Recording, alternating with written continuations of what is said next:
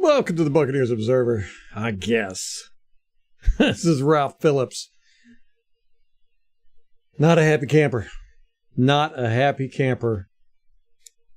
Whew, lots to talk about. Lots to rant about. How about that? How about we're going to say that? Ranting. Not a lot of talking going to happen today. A lot of ranting.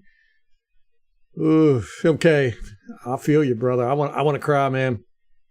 I think I cried enough last night it's almost like I was at a funeral. Yeah, that's a good analogy. At a funeral. I feel like I was at a funeral. Watching the Bucs play, it's like being at a funeral. Yeesh. Man. It's gonna be interesting to see how many people show up tonight because I think a lot of people might be kind of just not too interested in this team for the rest of the season.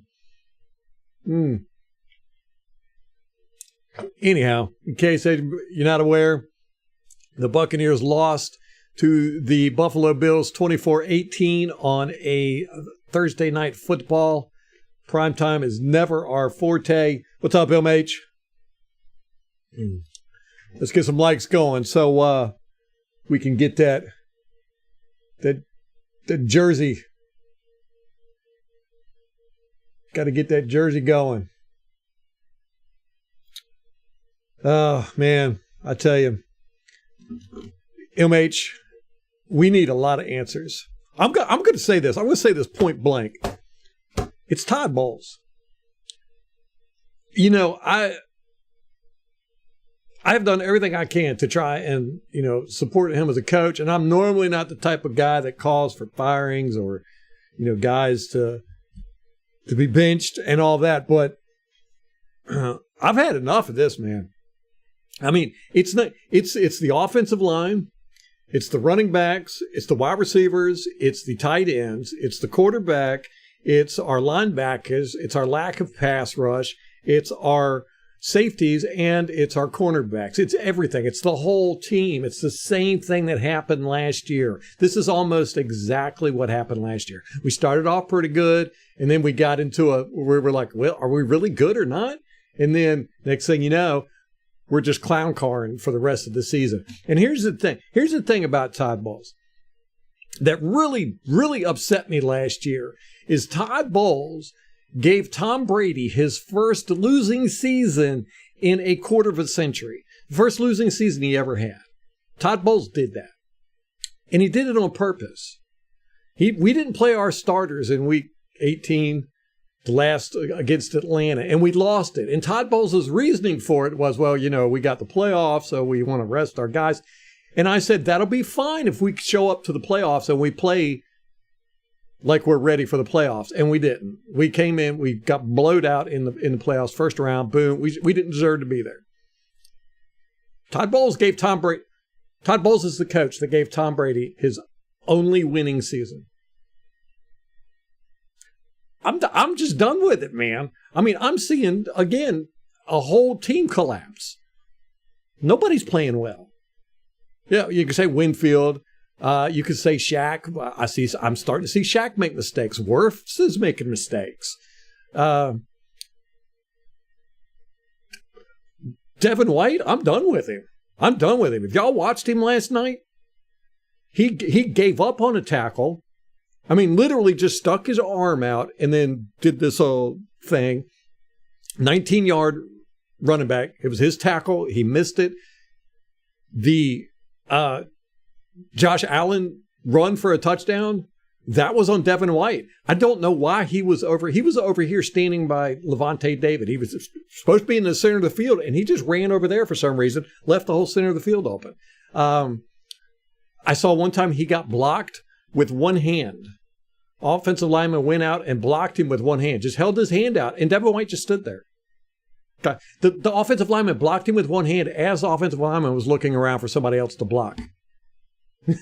I'm sorry. I know that everybody wants to be positive, and I normally am, but I'm just, and it's been 24 hours. I was like, I'm not going to say anything. That's why I didn't do an instant reaction last night. I was just like, I'm going to give it 24 hours and see how I feel. I rewatched it, and I was angrier rewatching it than I was watching it last night. I couldn't even get through. I got up to,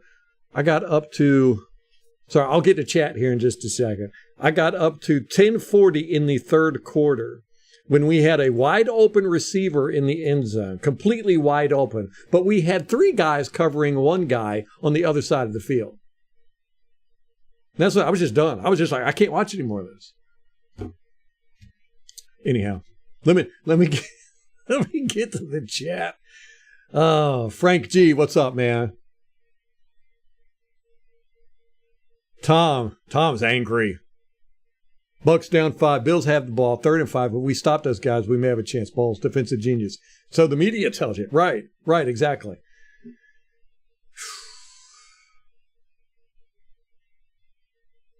Yeah, Mock needs to be benched. Sorry, he's a liability, big time, and we've got to do some serious changes on our team. I would say bench Devin White. He's out there. He's not trying. He is not trying. We ran it better. Everybody was saying going into this game that the Bills have like the worst run defense in the league. We should have ran it a lot better than we did. We got caught. We had a great run by White, and it was like his longest run of the year, and then it got called back on that rinky-dink holding by that rinky-dink Palmer. And again, it's this holding that I see it happen all the time, and it's never called. But that's twice that he's gotten called for that same exact holding, which I'm like, they never call that. I don't know what it is. I think it's because the refs are looking at going, that guy, there's no way this guy's going to be able to block that guy. Oh, he blocked him and he took him to the ground. It's got to be holding. And they throw the flag. Yeah, I know. I doubt they're going to fire Bowles too. All I see is a guy that blitzes constantly, plays soft zone, and the defensive backs are constantly lost due to communication. Right, and communication is Devin White's job. That's his job. When there's a communication problem on the field, that's Devin White's fault. He's got the green dot.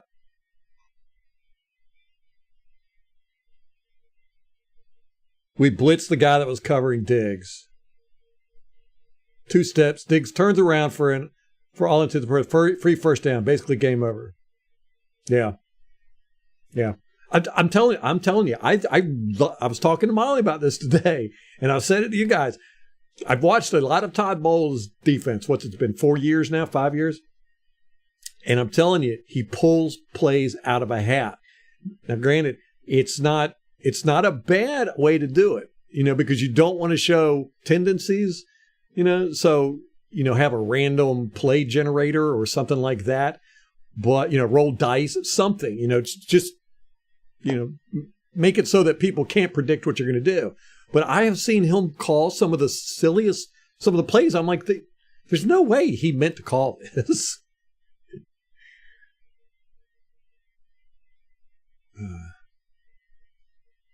I'm done with White. I'm done with him, Rampage. Just watching him play, it's been 3 games now. I've watched him just kind of jog around out there on the field. He's not making plays. He's not trying. He's looking like he's trying. He's like a hamster in a wheel type thing, but he's avoiding contact. No urgency. Yes, Gulliver, what's up, man? Complacent and undisciplined. Oh my gosh, undisciplined. That is how this most of this team has been playing together for years. How are we so undisciplined? I mean, just across the board, undisciplined. I mean, I love Godwin. But how do you not turn around during a Hail Mary? What was he looking at? Why was he looking at the end of the end zone? He had that ball. He was standing right there. It landed right beside him.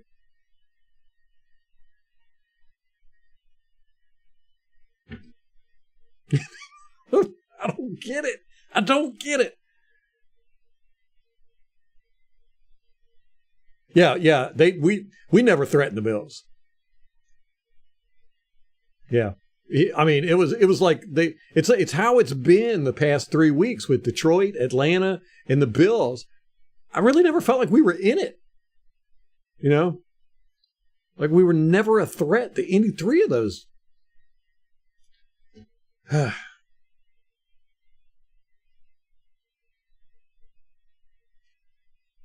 Fourth down decision. Two-step Diggs turned around for all intents first down. 3rd and 5. Which play are we talking about here? So depressing watching this team. Jay, man, what's up, bro? It is. It really is because we're talented. It's not like we lack talent. You know, I could understand if we, we're just a bunch of rookies or a bunch of, if we were the Chicago Bears. But no, we've got a lot of players left over from the Super Bowl in the Tom Brady era. And guys that were here before Tom Brady that were good. It's just, we got a lot of good players. We got enough good players. We should not be this undisciplined. It really feels like they've just given up. I said this last year. It looked like the whole team was going through a divorce. I'm kind of feeling that way now. That they're just done. I don't know if they're done playing for bowls. I don't know if they're just like writing the season off. I don't know if they're looking to everybody go to another team. I don't know, but they're not playing like they want to win.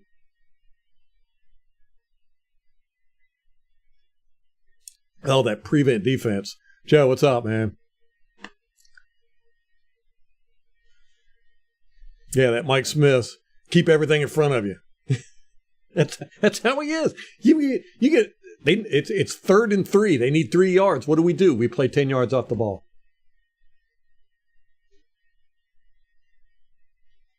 We don't know how to do press coverage, apparently. Bucks are a bunch of clowns. Oh, no. MK has lost the spirit. I felt bad. I was like, man, I'm going to come on here and start talking mess, and MK is going to be like, what's going on? You're like Mr. Optimism. Even you have succumbed to this. It's just a cloud of blah. Blah. Yeah, secondary plays way too far off the line of scrimmage. And they're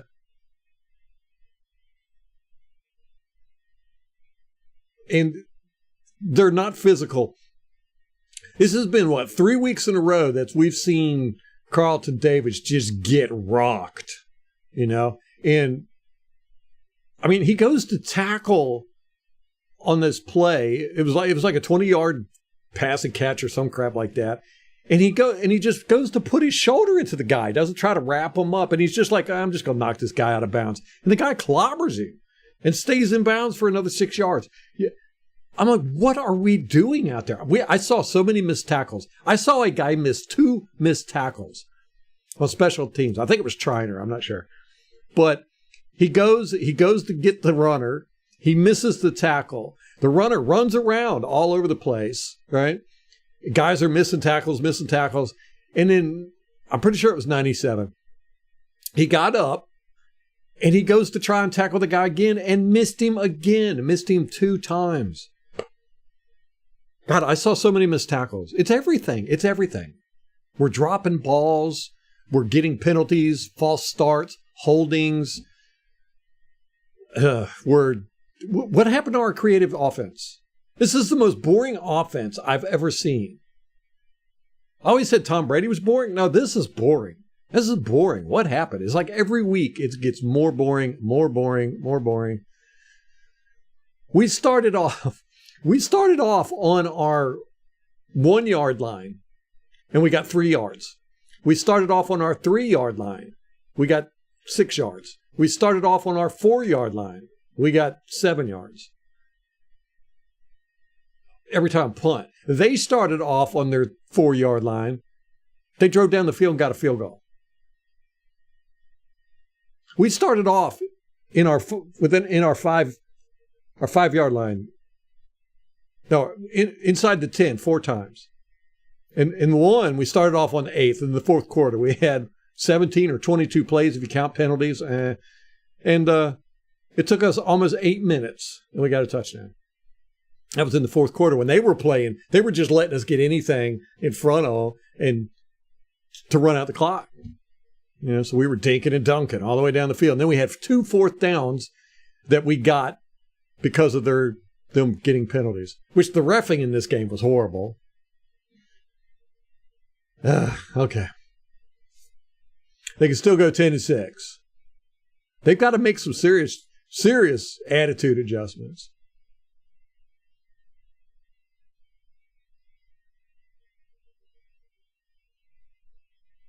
Bills pick up the first down, a little over 2 minutes left. All right.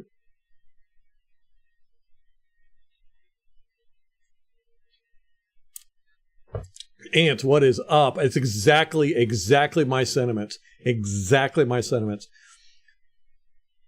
Todd Bowles is just not a good head coach. I don't mind him as a defensive coordinator, but he's obviously not a good head coach. Like I said, he gave Tom Brady his only losing season last year, and he did it on purpose. He did it on purpose. That's like the Giants coaches that pulled Eli Manning. Eli Manning had that Iron Man streak. He was going to break the record, and they pulled him and benched him for one game just to be jerks. And that's how I feel Todd Bowles was. He was like, "Oh, I'm going to make sure I give Tom Brady a losing season."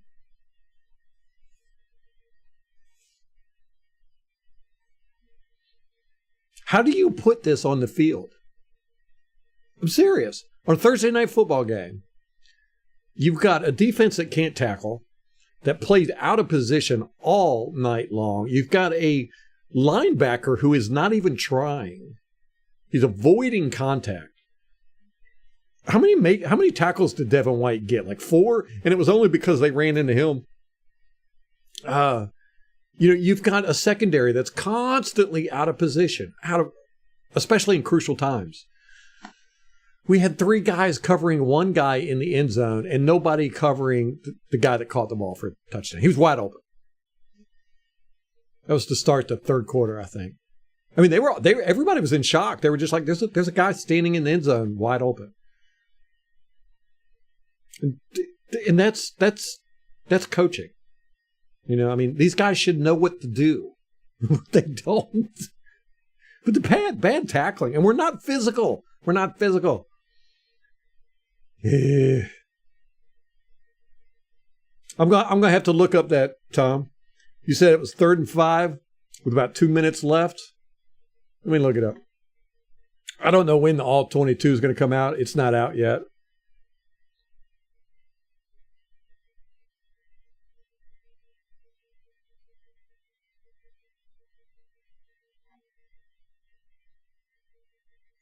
I need to have call in so y'all can rant too. Let me see. 3rd and 5. 2 minutes left.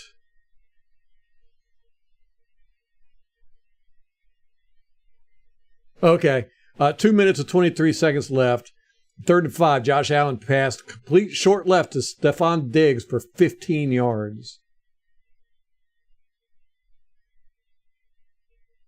Oh, my gosh.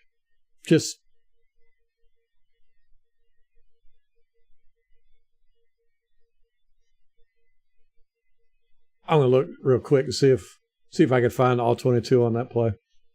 See if the all 22's out yet. Can y'all hear my fan on my computer running? It's like maxed out. No, it's not maxed out, but it's close to it. Nope. All 22's not out.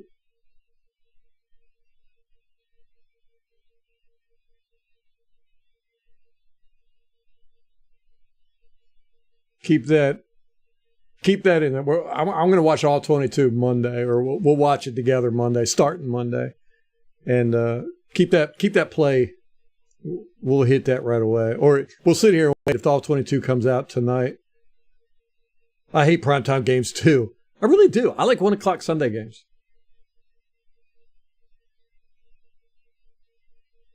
Anthony Nelson chasing people is so hard to watch. All of our guys, they're awkward runners. We just do this. And instant tanking. Yeah. How do we go from as good as we were to start the season to playing like this? Tom's blood pressure, 289 over 196. Todd should work at Circus. Trade White and send a message to the team. Shout out to Tom. Yeah, Joe, I'm 100%. Trade him. 100%. It's been 3 games in a row. He did this last year too, but he had a reason last year. I gave him an excuse last year. He ain't got no excuse this year. You know, I don't like to see anybody play like that, no matter what the excuse is, but last year he had a pretty good one. But now, no. He's just being pissy. What's up, David? You as happy as the rest of us are?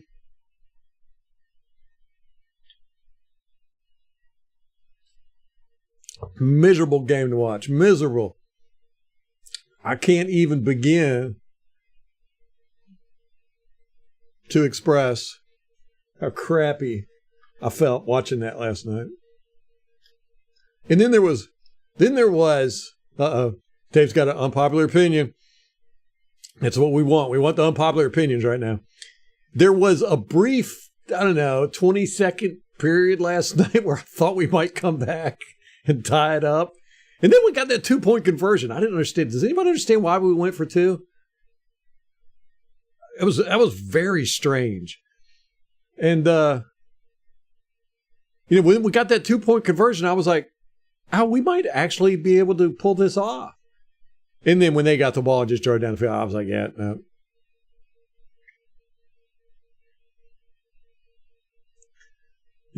Tom wasn't surprised that there was a wide open receiver. Say that's Todd Bowles' defense. Confuse them by leaving a wide receiver wide open in the end zone. From the highlights, I thought that was a moral victory. Really?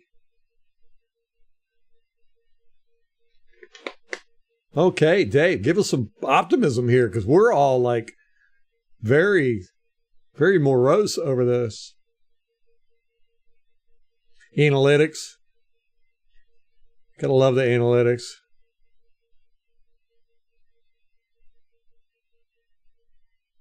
Yeah, I mean, analytics. But we don't have an analytics team though. We're one of the few teams in the NFL that doesn't have a dedicated analytics team.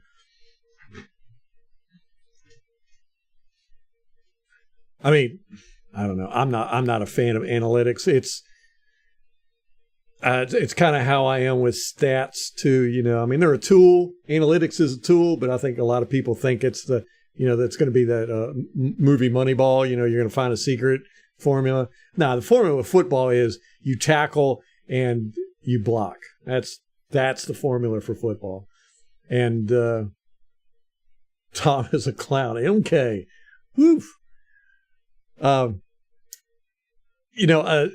kind of like with the analytics. You've got all these things where you go for it on 4th down if you're within the 36-yard line or whatever, blah blah blah, because they say but every time you do it and you fail, you're adjusting those analytics. You see what I'm saying? The reason why those analytics are like they are is because people don't do it often. And the more you do it, the more failures you're going to get, and that's going to change the analytics. So it's kind of like play action passing. Remember last year, everybody complained about us being play action. We don't do play action passing enough. We're like 1st or 2nd in the league on play action passes this year. It didn't matter. It doesn't matter. It's not That's not what's going, it's tackling and it's blocking. Tackling and blocking. That's what wins football games. It's really that simple.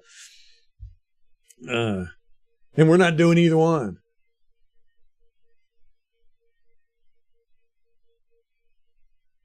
So David, you're saying from the highlights, it was a moral victory. Rampage, yeah, good point.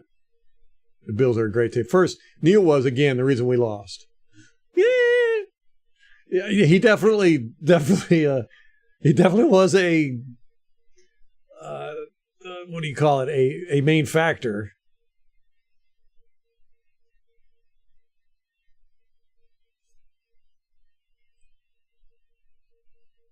Second, we stopped being one-dimensional with Rashad White and Kate Otten. We seem to be learning we have to open up and be flexible in the way we use them.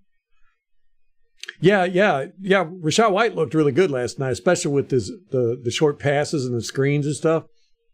But again, that's just what we did last year. And everybody was upset because we didn't have a running game. Well, we had a running game. It was the short screens and short passes to Rashad White and Leonard Fournette. That's what we did last year. So now we're just going to do that again this year.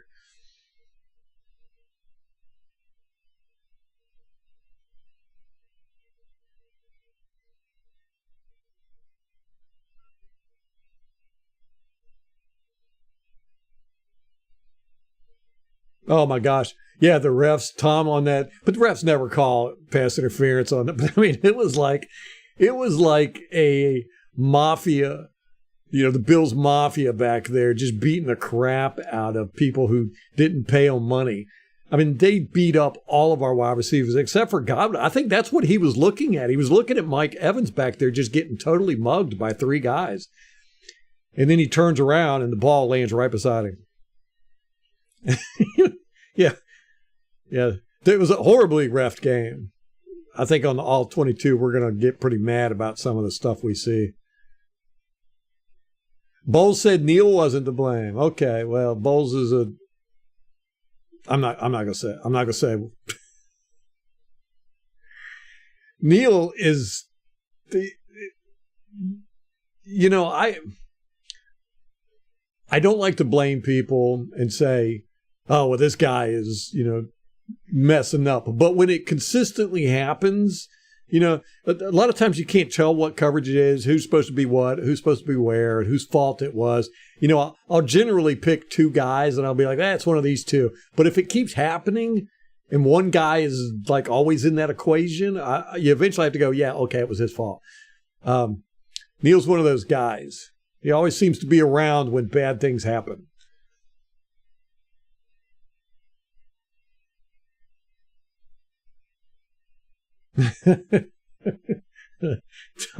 Tom would have paid $500,000 in fines from the FCC.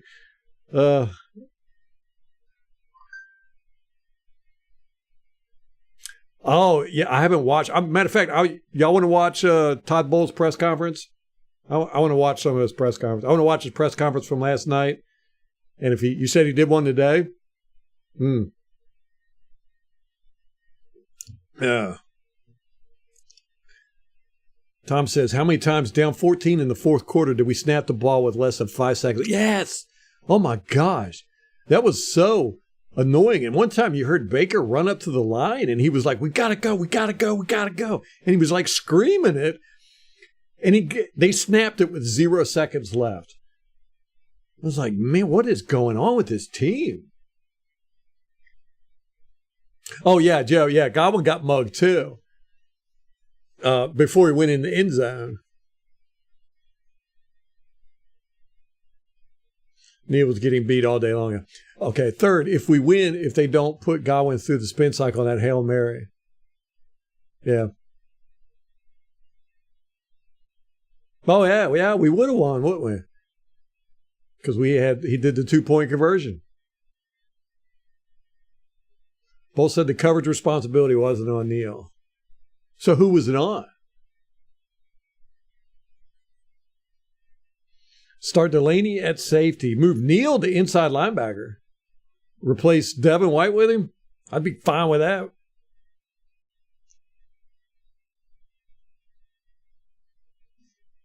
Yeah, David, that sounds like a plan to me.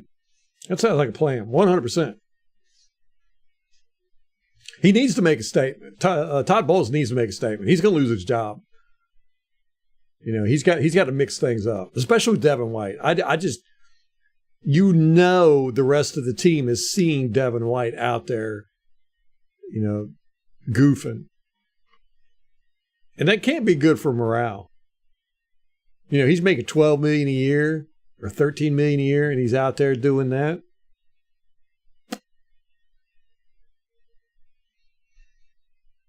They can't be happy.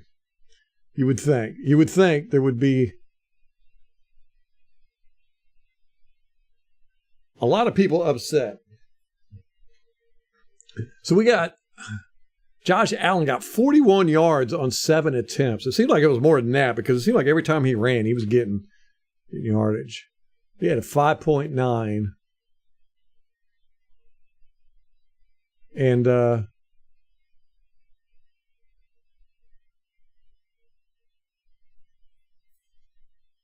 average. And Cook had a 4.8. Rachaad White had 4.3. Mayfield 6.3. So that was our best average of the year so far. Receiving, look at this. Rachaad White was our leading receiver. Yeah, that's not good, man. It's just, I'm happy for him. I'm actually really happy because I've got him in fantasy football and he got me 15 points. So. But you don't want your running back to be your leading receiver.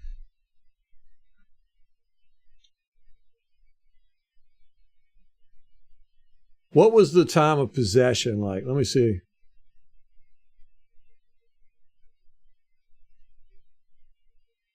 Time of possession. Just have some for you. Ball possession and drive chart. Okay. 28. So it wasn't too horribly bad.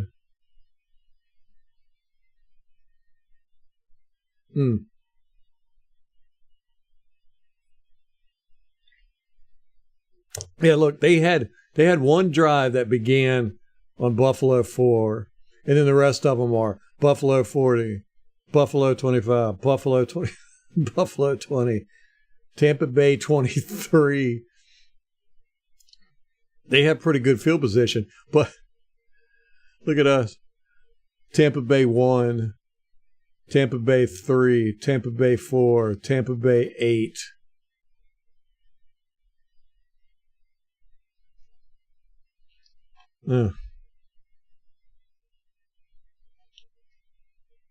You broke your prediction streak?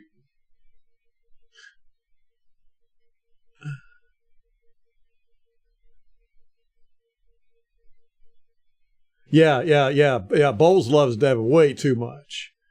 Yes. I agree, David, man.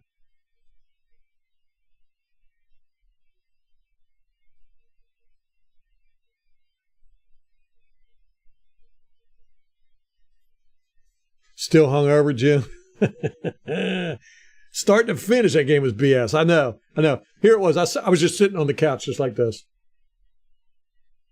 That whole game.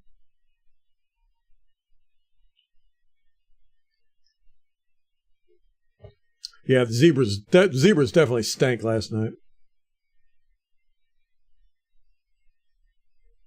He said they keep that behind closed doors. Yeah, well, I'll look at the All-22 and make my own decision. If he ain't going to tell me, I'll figure it out myself. I know, right? We got these other linebackers. Servasier, Cam Gill. We've got... oh, man, I'm trying to think of who. Yeah, we've got linebackers wanting to play.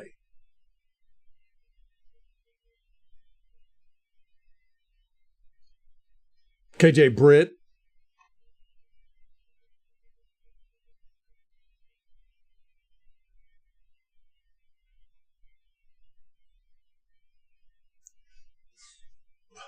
This doesn't make any sense, man.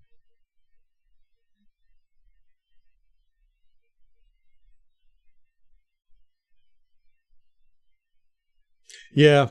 Yeah, our offensive line, David, is just, ugh. And Mock is a liability. I mean, we've all been watching it on all the way too. It's just, and it looks like he's getting worse.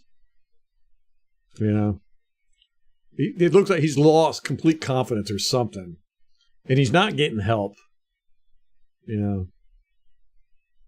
Well, I say that, but they're putting Rachaad White up there, right behind him in that blocking, which that's silly. I don't like that. I don't know what they're doing there. I mean, it looks like they're trying to give Mock help, but it's like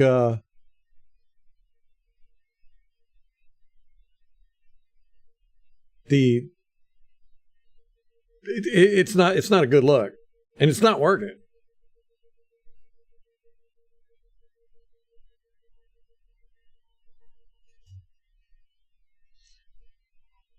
Bring in the likes. Let's do this. Let's get some likes.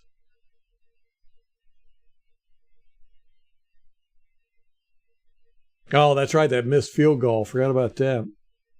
Time of possession even out because we burned 13 minutes in the fourth quarter on one drive.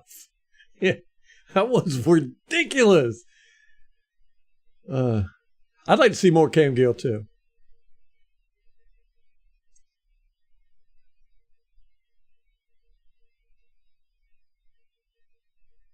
Huh. Well, that don't sound good, David.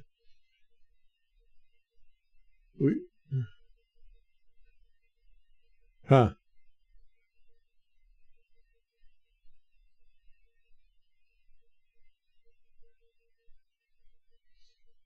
I'd like to see Leverett at left guard because he did serviceable last year, and then put Stinney in Mock's place. Let Mock sit for a while. It's what we did with Gedeke, and now look at him. He's, let him learn or something. I don't know. But he's a huge liability for us. I mean, there's like and they know it. Everybody knows it. We're getting blitzed. Every team is blitzing us like crazy. And Mock is having to go one-on-one, and he's just getting whooped.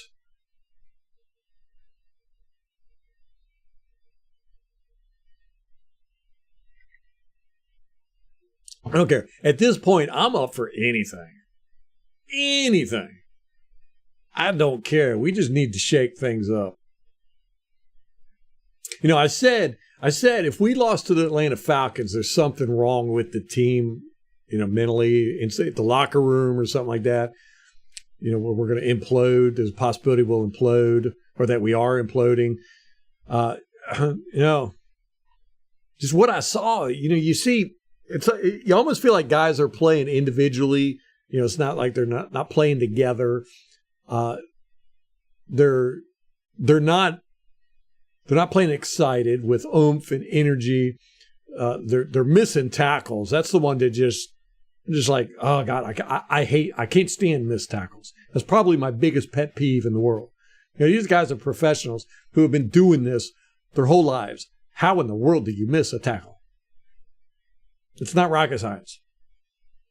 But the way they're tackling, they're all like sticking their arm out and doing these ankle tackles and stuff. Now, there's so many tackle techniques anymore.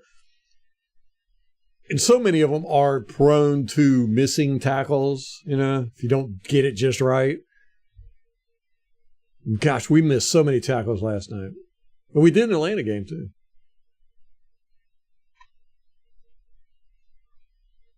So,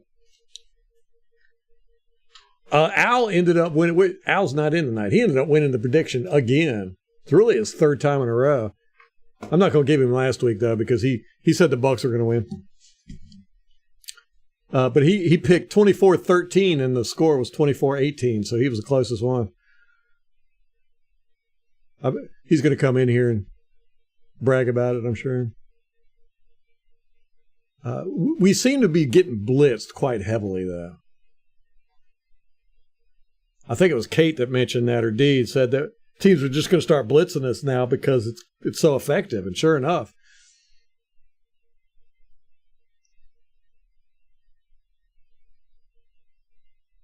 Yeah, David. I was a big proponent for Mock. He's actually the only player that I wanted us to get. I was very happy that we got Mock. Yeah, Joe, I feel the same way. I feel the same way. There's the same thing I felt last year, except last year we had the excuse of, Tom Brady was going through his divorce. There was the whole FTX scandal. Kate Otten's mother had died. Devin White's father had gotten arrested, and then he died in jail. And so there was something else too. So, we had a bunch of stuff that happened that you're like, I could see where off the field issues are really affecting the team. You could feel it. You could see there was but this year there hasn't been any of that. There's nothing. And it's the same feeling I'm getting, We start off, we were looking good. We're like, well, yeah, we got this. And then each game we just got worse and worse and worse and worse. And every now and then we'll play good. And make you go, oh, hey, we're on a comeback. And then we just end up collapsing. That's how I feel like the rest of the season is going to go. Because I think I watched the Mike Evans pregame interview. And it seemed to me like he was definitely on his way out. He seemed like he said a couple things. I was like, oh, he actually said, he was upset that the Bucs didn't want to keep him and all that. And he said, but you never know, anything can happen, and I might end up playing my career or something like that. But there's a snowball's chance in hell, statement, and I was like, oh yeah, Mike's not coming back. Dang. And between that and Devin White, we might have a bunch of guys who are, checked out.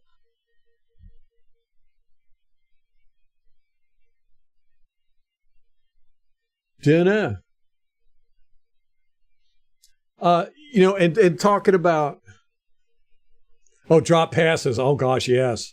Yeah. That's another one where I'm like, because I started off playing wide receiver. And, my coach was emphatic. I mean, emphatic.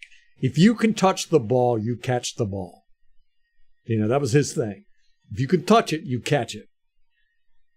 And it really made you like not want to stretch out for balls and stuff like that. But he would also see that, basically if it was in the radius that you could catch it, he's like, your job is to catch the ball.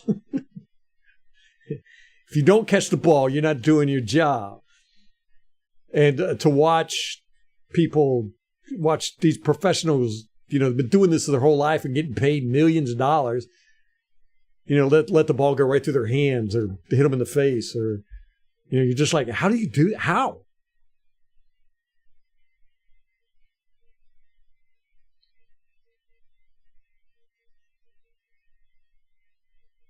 Yeah, okay. I'm starting now. I'm continuing from last night.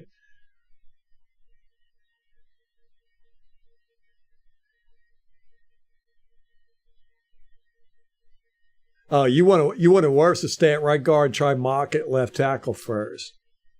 I don't know why they didn't do that. It's a big change to going from playing tackle to guard. There's two totally different. If you're used to playing tackle and you've got all that space to maneuver, you ain't got no space at guard.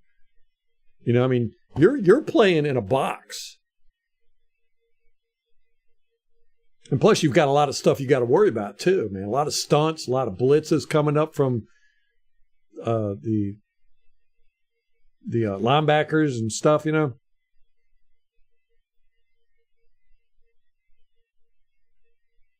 Yeah, why are we trying to do that, David? I don't know. It's like what we did with Marpet. It was so weird. Chad had him in right, he's tackling Kyle, put him in right guard and then left guard, and it was just like, Gulliver, what's up, man? Yeah, Evans is checked out. It stinks, man. It stinks.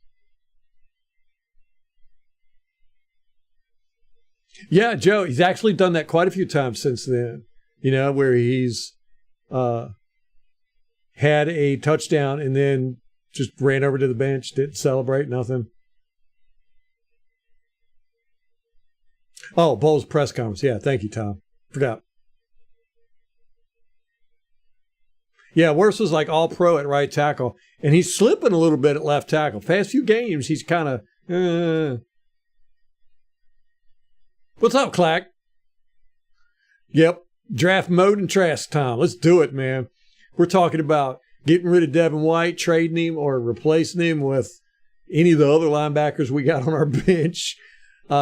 Moving Ryan Neal, if not to the bench, then move him to linebacker and, put Delaney at safety, moving the offensive line around. I mean, stuff's got to change. Yeah, Trask, I think Trask would be better with what we're playing now, this system. Trask would be better. I don't know if he would be better at avoiding the guys that are making penetration through the line, because that seems to be happening every down. Don't know if he'd be as escapable as Mayfield is, but I think he would be better at, the pocket pass, because that's what we're doing with Mayfield. We're trying to turn Mayfield into a pocket passer now. He's not a pocket passer. I mean, he is to a degree, but he's a move him around guy. That's what our offense was supposed to be. That's how it started at the beginning of the year, and now we've just kind of gone. We're almost exactly the Byron Leftwich team.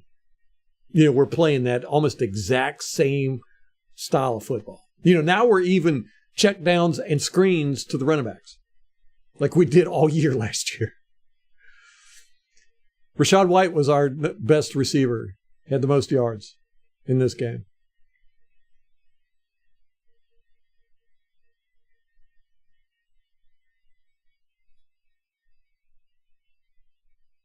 Yeah. Opposite stances, punches. Yeah. Footwork's totally different.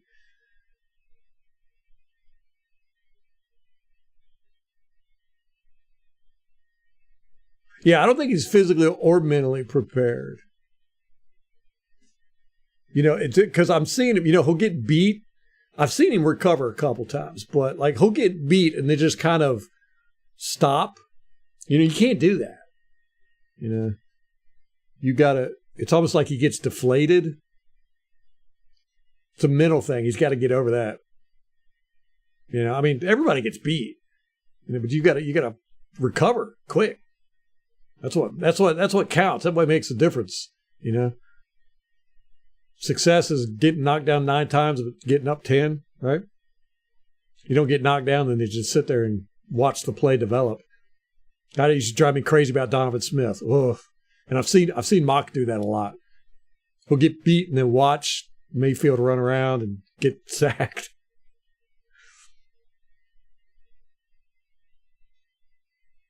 The worst move we can make is to make no moves. Exactly, 100%. It'll piss me off. I will be furious. The trade deadline's coming. Halloween Day. What's that? Tuesday, Wednesday? If we don't make a trade, at least move some players around in-house. Especially Devin White. I'm serious. I'm done with him. Done with it. I really, really like Devin White. I really like him as a person. But I do not like when people play like that on the field. I've seen it before. It happens all the time. You get these guys who, they just don't want to get hurt. They're worried about themselves. They're not going to bust their butt for this team. And Devin White is doing that. Trask can see the middle of the field. Yeah.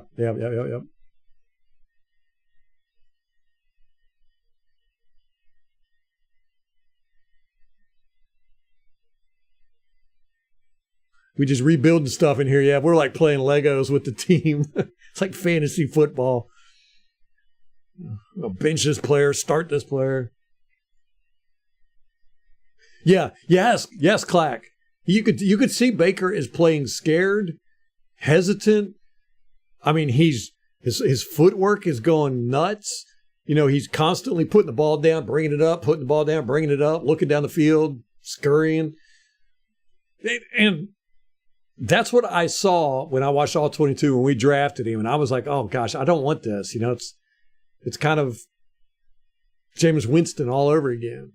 But then he, in preseason, gosh, he was so just calm, cool, relaxed, making great decisions. And he started out the season like that, but it just seems like every game he's getting worse and worse and worse. Just frantic.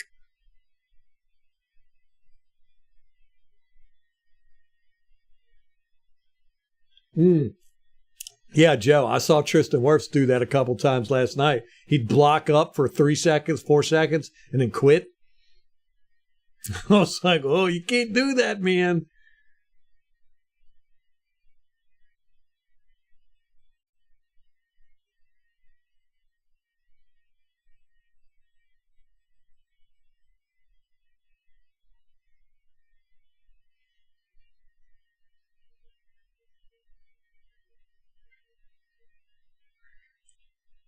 Yeah, first couple of weeks, David, Mock and Gedeke worked together great.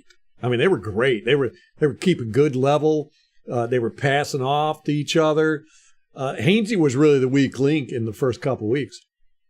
But then, I don't know, man, something's happened, and Mock just seems to just get, I don't know if it's the level of competition has stepped up or, the mental aspect has gotten to him, but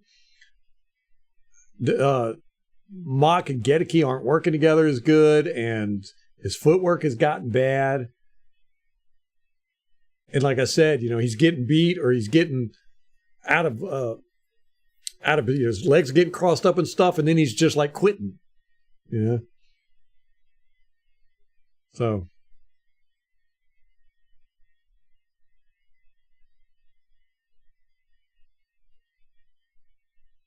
Bills were supposed to win. We lost by 6. We had a lot of help in the fourth quarter. I know, right? They were like trying to hand us the game. It was like, oh, it's 4th and 6. Here, we'll give you a penalty. Oh, it's 4th and 10. Here's another penalty. First the ring and then the money. Yeah.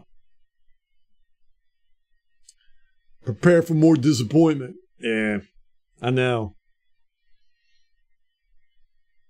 You never know. That's the whole thing now. You got there's always hopium. But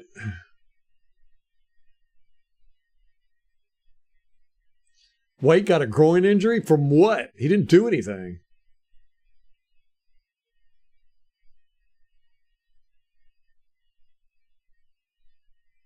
I mean, he didn't do anything. Maybe it was a groin injury from a few weeks back. I mean, if he's hurt, don't play.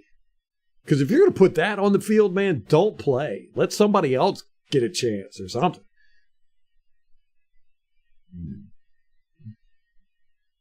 Yeah, that's what I think, David. I mean, he came in. He had pretty decent form and technique. And it just seems like he's just mentally suffered. I mean, it's almost like every snap now you see him almost panicking. It's like he's, hey, look at the eyeballs.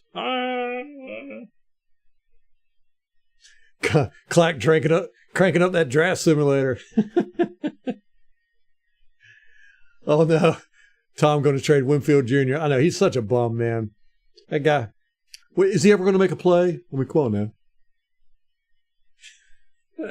Elton John. Rocket Man.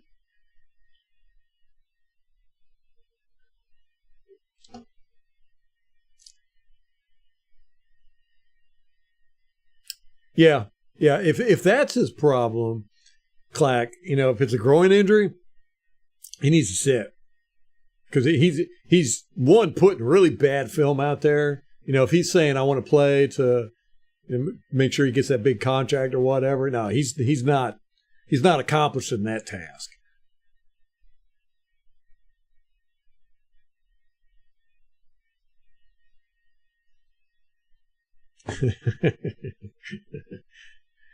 Tom, we're on the air, sense of humor by now.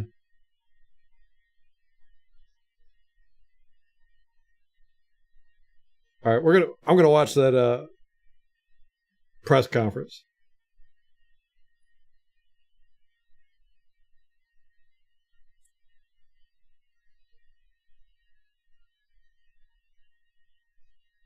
Rocket Man, burning down the seat of his own.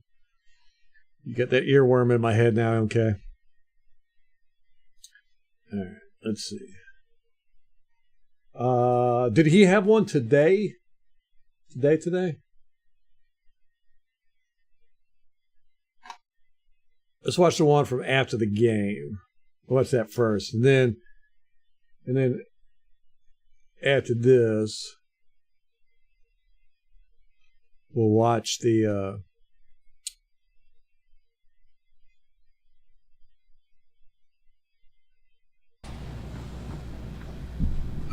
Hold on.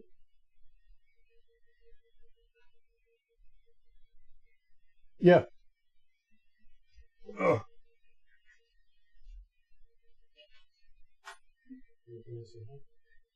No.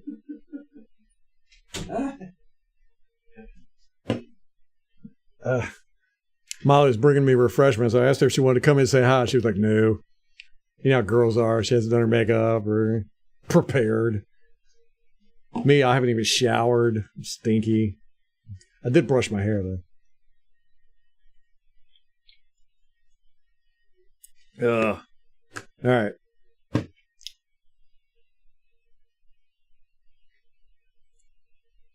Oh, I can't stand not having a Sunday game. Joe, I can't stand it.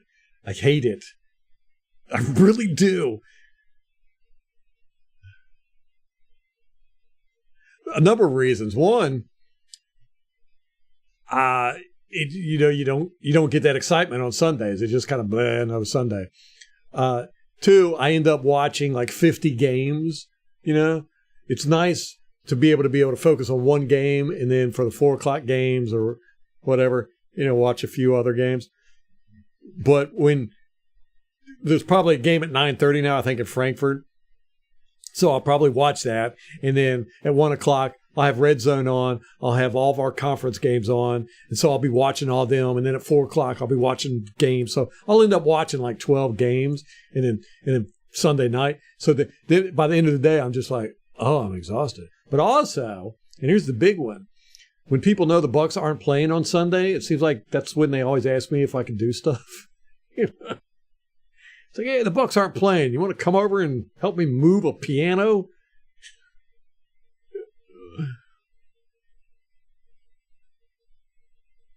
That blitz on 3rd and 3 in the 4th when we need the ball back costs us time on clock.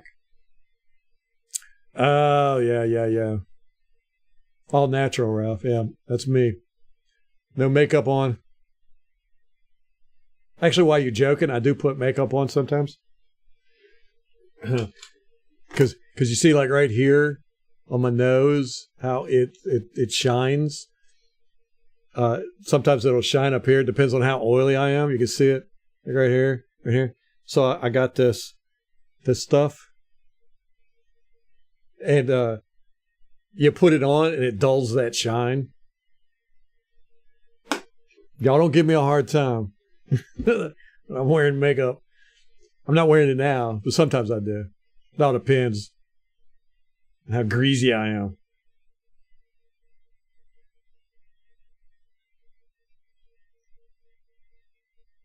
We need me to observe or to coach. I'd do it. I'd do it in a heartbeat, man. I'd take $1 million. I'd be a cheap coach. The problem is with that is I'd be like Raheem Morris. I'd be partying with the dudes, strip clubs, all this stuff. Like, we'll practice later, man. Let's go get a beer. Bo's looking at contradicts. That 3rd and 3 in the 4th quarter, Clack. We have to, when all 22 comes out, remind me to let's look at that. We've got the 3rd and 5 in the 4th quarter at 2 minutes, 23 seconds we're going to look at. And then that 3rd and 3 in the 4th quarter. Tom getting rejected by all the women. Hey, it's a numbers game, man. You're at 4,678,356 rejection. 5 millionth is going to be the one, buddy. Don't you have like 10 kids, Tom? I got the shine. Better put some makeup on. Lawrence, what's going on? Buck's very undisciplined. Undisciplined. Okay, we had 11 penalties last night, but guess what? Here's the thing. The penalties don't really matter the way a lot of people get upset about it. The penalties aren't the reason why we're losing. I would say it was more the missed tackles than anything, but penalties, I've said this for years. You know, you look at the top teams in the league score-wise, half of them have a crap ton of penalties. As a matter of fact, the number one penalized team in the league, Buffalo Bills. Number 2, Tampa Bay Buccaneers. Right? No. Number 2 is the San Francisco 49ers. The number 3 is the Tampa Bay Buccaneers. So, you know, getting penalties isn't a sign, but it is a sign of undiscipline. Not undisciplined. Being undisciplined. You know, breakdowns in coverage, being out of position, the offensive line not blocking for the run game, and pass protection now. Where's that coming from? We were great at blocking and pass protection. Now it's just we can't block anybody. Dropping the ball, penalties. You know, yeah, we're just we're undisciplined in every aspect of the game. Every aspect. Queen Love. We need a whole new defensive scheme, style of players like cornerback, for instance. We need more aggressive and heady corner. Yes. More physical, too. Like I was saying, 24, Carlton Davis, the third week in a row, he's gotten plowed over, you know, embarrassed physically.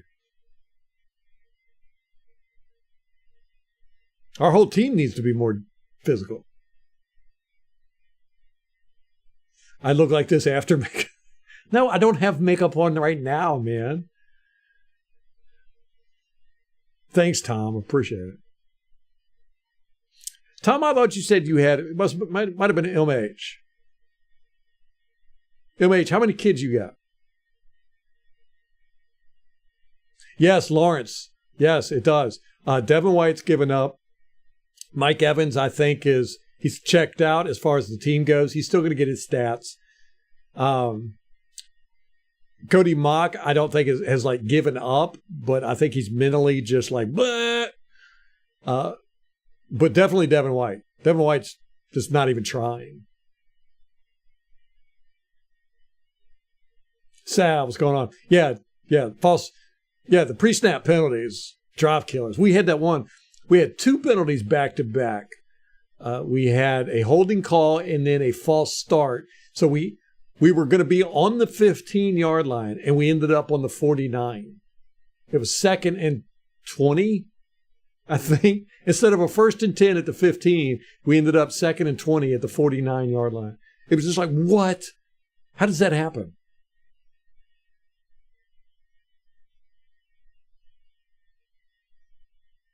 You went to bed at halftime? That's good. I thought about it. I really did. I was not in a good mood yesterday to start off with. A bunch of stuff happened, but so I started off watching the game like with a very attitude, and it just got worse as the game went on. And I did think about going to bed at halftime. Stealing money, yeah. I wish they could do that. I really do, Lawrence. I think they should get paid. It should be incentive based. You know, you get paid on, I don't know, stats or whatever, or the coaches look at. You know, they got a grading scale, or you know, I'd be happy. I don't like Pro Football Focus. I'd be happy if they paid players based on Pro Football Focus ratings. But to pay somebody $13 million to go out there and do what Devin White's been doing the past 3 games, no. He don't deserve the money. Does not deserve the money.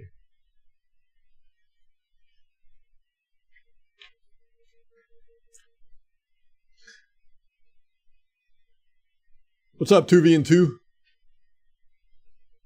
Oh, yes. We were just talking about that. Yeah. Yeah, I don't think he's given up on catching the ball and, you know, getting his stats. but he's definitely checked out. I don't know if you saw before the game, they did an interview with Mike Evans, and he was I was really surprised how he was talking about the Buccaneers, and he made it very clear that he was most likely not going to be here next year. You know, he was basically like, there's a snowball chance in hell, you know. I was like, dang, he's done.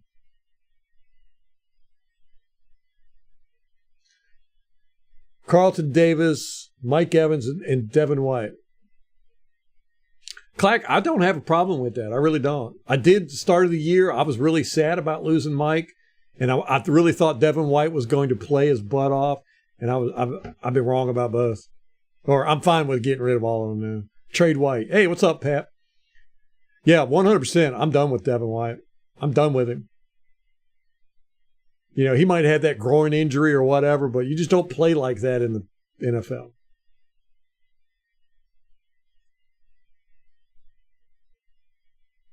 Defense needed an alpha at that cornerback position, another safety. Only a few players away from being elite. Yeah, and, you know, I've said this about Bowles before. You know, there's different styles of coaching, and he's not a player's coach. He's what I call a clipboard carrier. To him, it's all about the system. You know, the system is what's going to win you games. You know, do what the system says. Trust the system, basically. And you can see these guys are constantly, you know, like running to the spots where they're supposed to be. And it's really confusing. Todd Bowles does have a very complex system. We play everything. We run every type of defense in the book, every game. So you got to know what you're doing.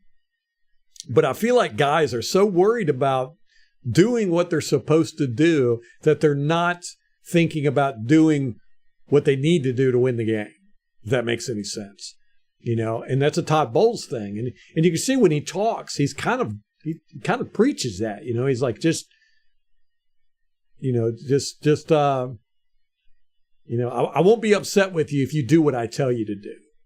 It's okay if we lose, but as long as everybody does what I say, then that's fine. That kind of attitude. I don't know. Maybe it's just me. Okay, the Bucs has failed me. Tragic. I know. I hate feeling this way. I'm a grown man. I should not feel this way. Not by a sports team, man. But I do. I'll be depressed for days. Just sad. I feel like my cat died.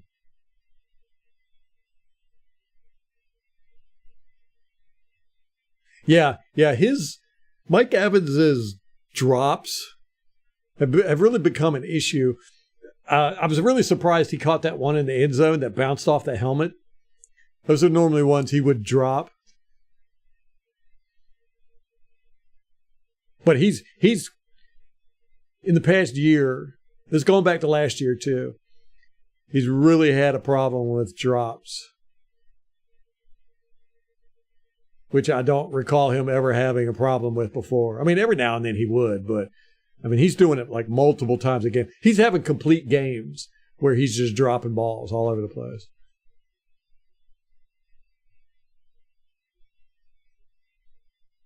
Yeah, I don't think we would get more than a third-round pick for White anyhow.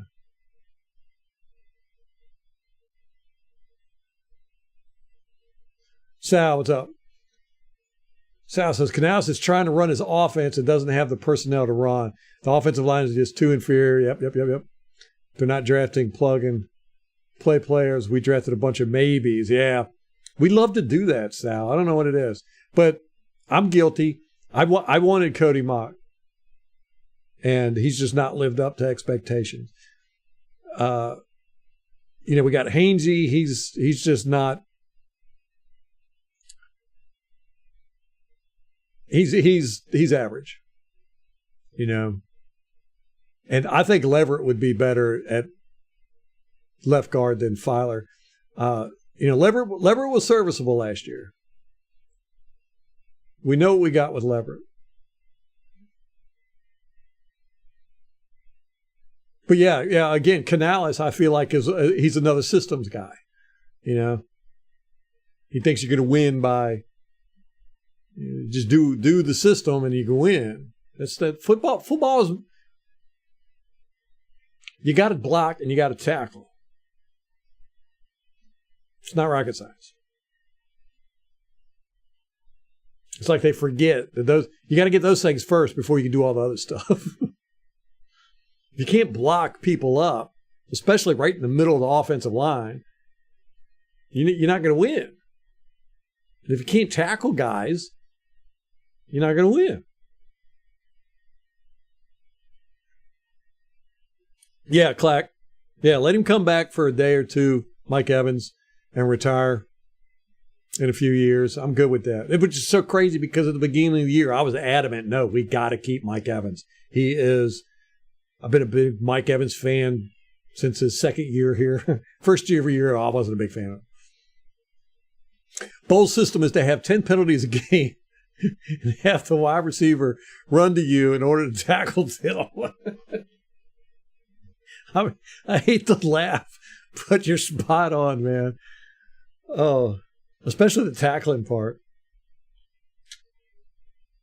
And Winfield's the only one out there. Well, I'm saying Levante David's playing pretty good. And Shaq's playing pretty good. Although Shaq's playing, he's making more mistakes than I've ever seen him make this year. But he's still playing pretty good. I just feel like the whole team is just kind of checked out, Start with press coverage, yeah. Yeah, I saw Winfield played press. I think it was in the second quarter, and he almost laid the receiver out. I was like, ooh, I like that.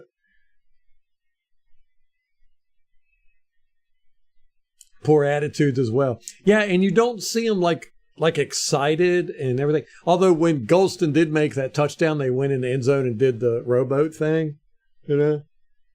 I like that. But I like to see guys like when they make a tackle, everybody runs over and you jump up and down and, they're high-fiving each other. Our guys, we make a tackle, everybody just kind of walks away. And there's just not that oomph. What's up, Kate? Long time no see. How'd you like that game last night?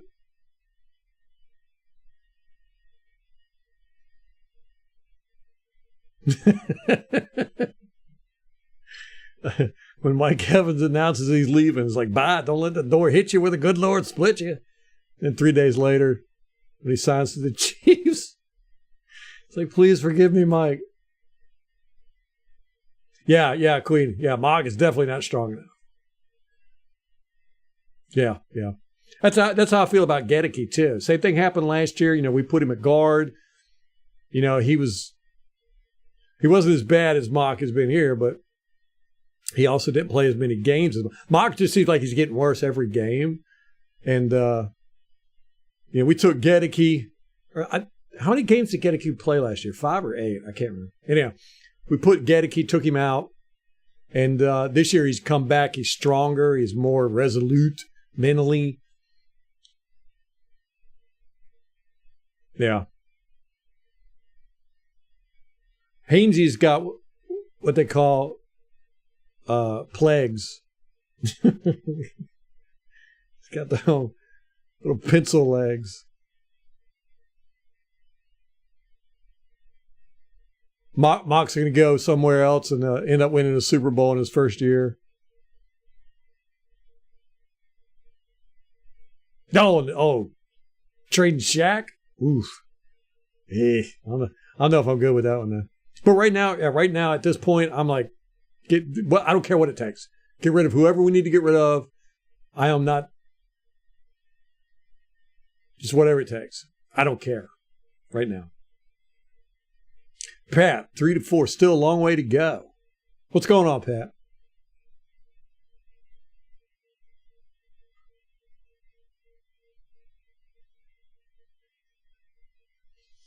Bowles' other system is to let the opponent catch a wide open touchdown and have all the defensive backs look at each other, blaming each other. Yeah. Or let the quarterback run a 20-yard run without getting touched into the end zone, and everybody stands around going, I thought you had him.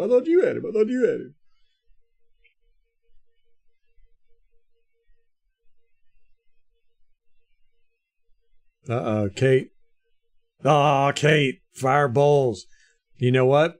You got to go back and watch the beginning of this live stream, because that's exactly what I said.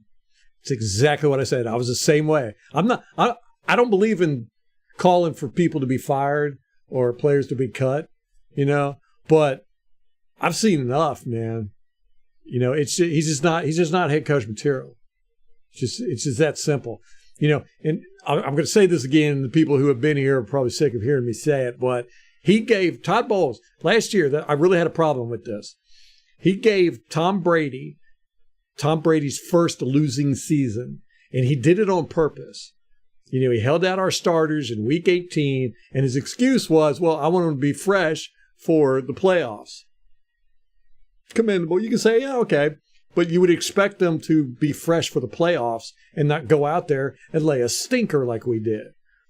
So his philosophy made no sense, and it cost Tom Brady his only losing season. You're the coach that gave Tom Brady his only losing season.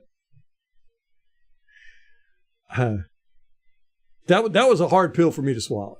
And now I've just seen enough, because this isn't that Ryan Neal is bad at the secondary. It's not that Carlton Davis is getting trucked on the regular. It's not that Devin White is running around avoiding contact and getting blocked by offensive linemen using one hand on him. It's not that our defensive line is not getting any penetration for the second year in a row. It's not that our wide receivers are dropping the ball. It's not that our offensive line, our interior offensive line, can't block anybody. It's not that our offense is getting 10 penalties a game on average. And it's not that we don't have a running game, or that our quarterback is running around like a chicken with his head cut off. It's all of that stuff combined. It's a whole team failure. And when the whole team is failing like this, it's the coach. It's this guy. It's this guy. That guy right there. It's like last year's breakdown obviously wasn't a fluke. Which I understand if there's people that want to defend Bowles. I understand it. And I'm not. I could be totally wrong. Kind of emotional. Yeah, Queen, I'm on that boat too. Let's just tank. Let's get a franchise quarterback.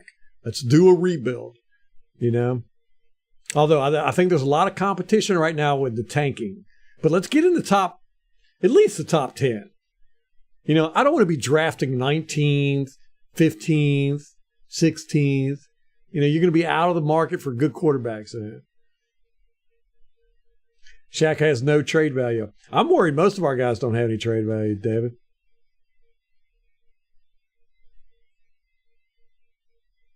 Okay, they're not going to fire him mid-season. They've never done that. Okay, taking bets. When we see Ted Bowles' press conference, it's 17:50 now.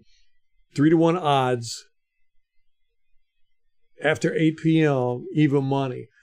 Oh, okay. I got you. Gosh, is it that late? Dang, I've been rambling for an hour and a half about how bad this team is.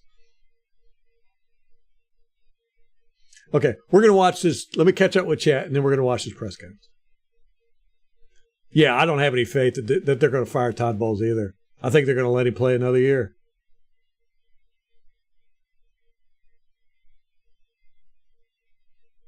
Yeah, they took a week off during the bye week. Yep. Yeah, and then there was the Keyshawn Vaughn not showing up for training camp, and they didn't punish him. It's like, you can't do that.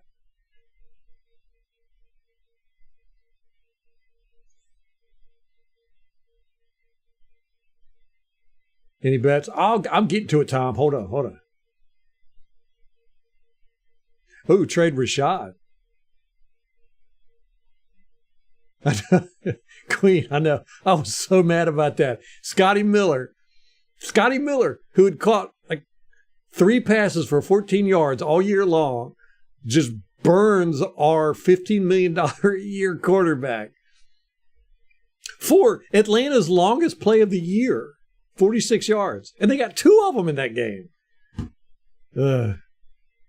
Yeah, same here, Kate, man. I've defended Bowles, tried to just to hope that things could, because I like Bowles to a degree.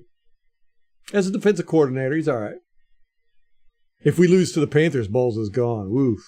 Man, if we lose to the Panthers.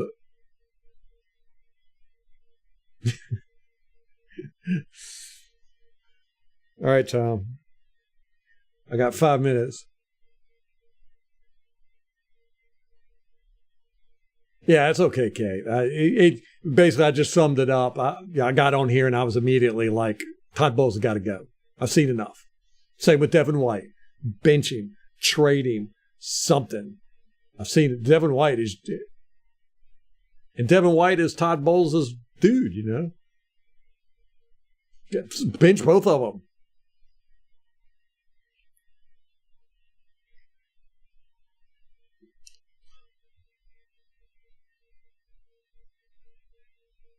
Okay, David, you're pro Bowles, right? I mean, I understand it. I just want to see something. I want to see something.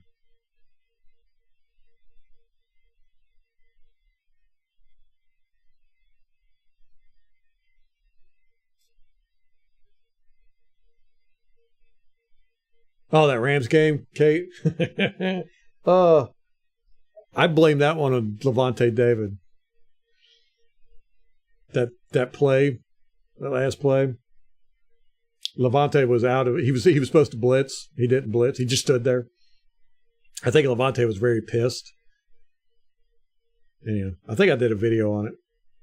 I know I put it in some videos, but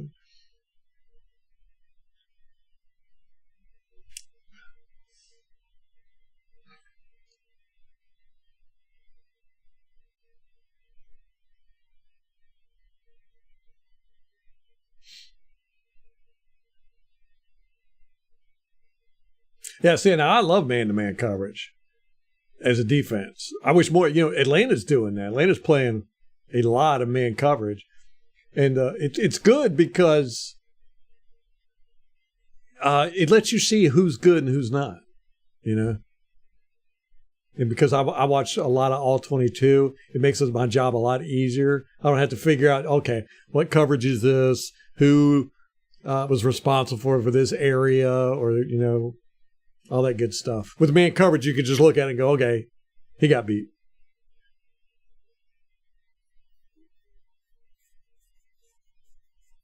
Yeah, he definitely has an issue with liking 45 too much.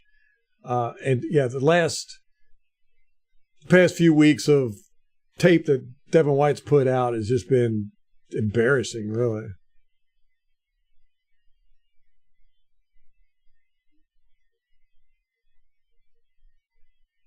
SMB gave up 3rd and 17 in that Rams game. Yeah, and that's what really bothered Levante David. He was mad.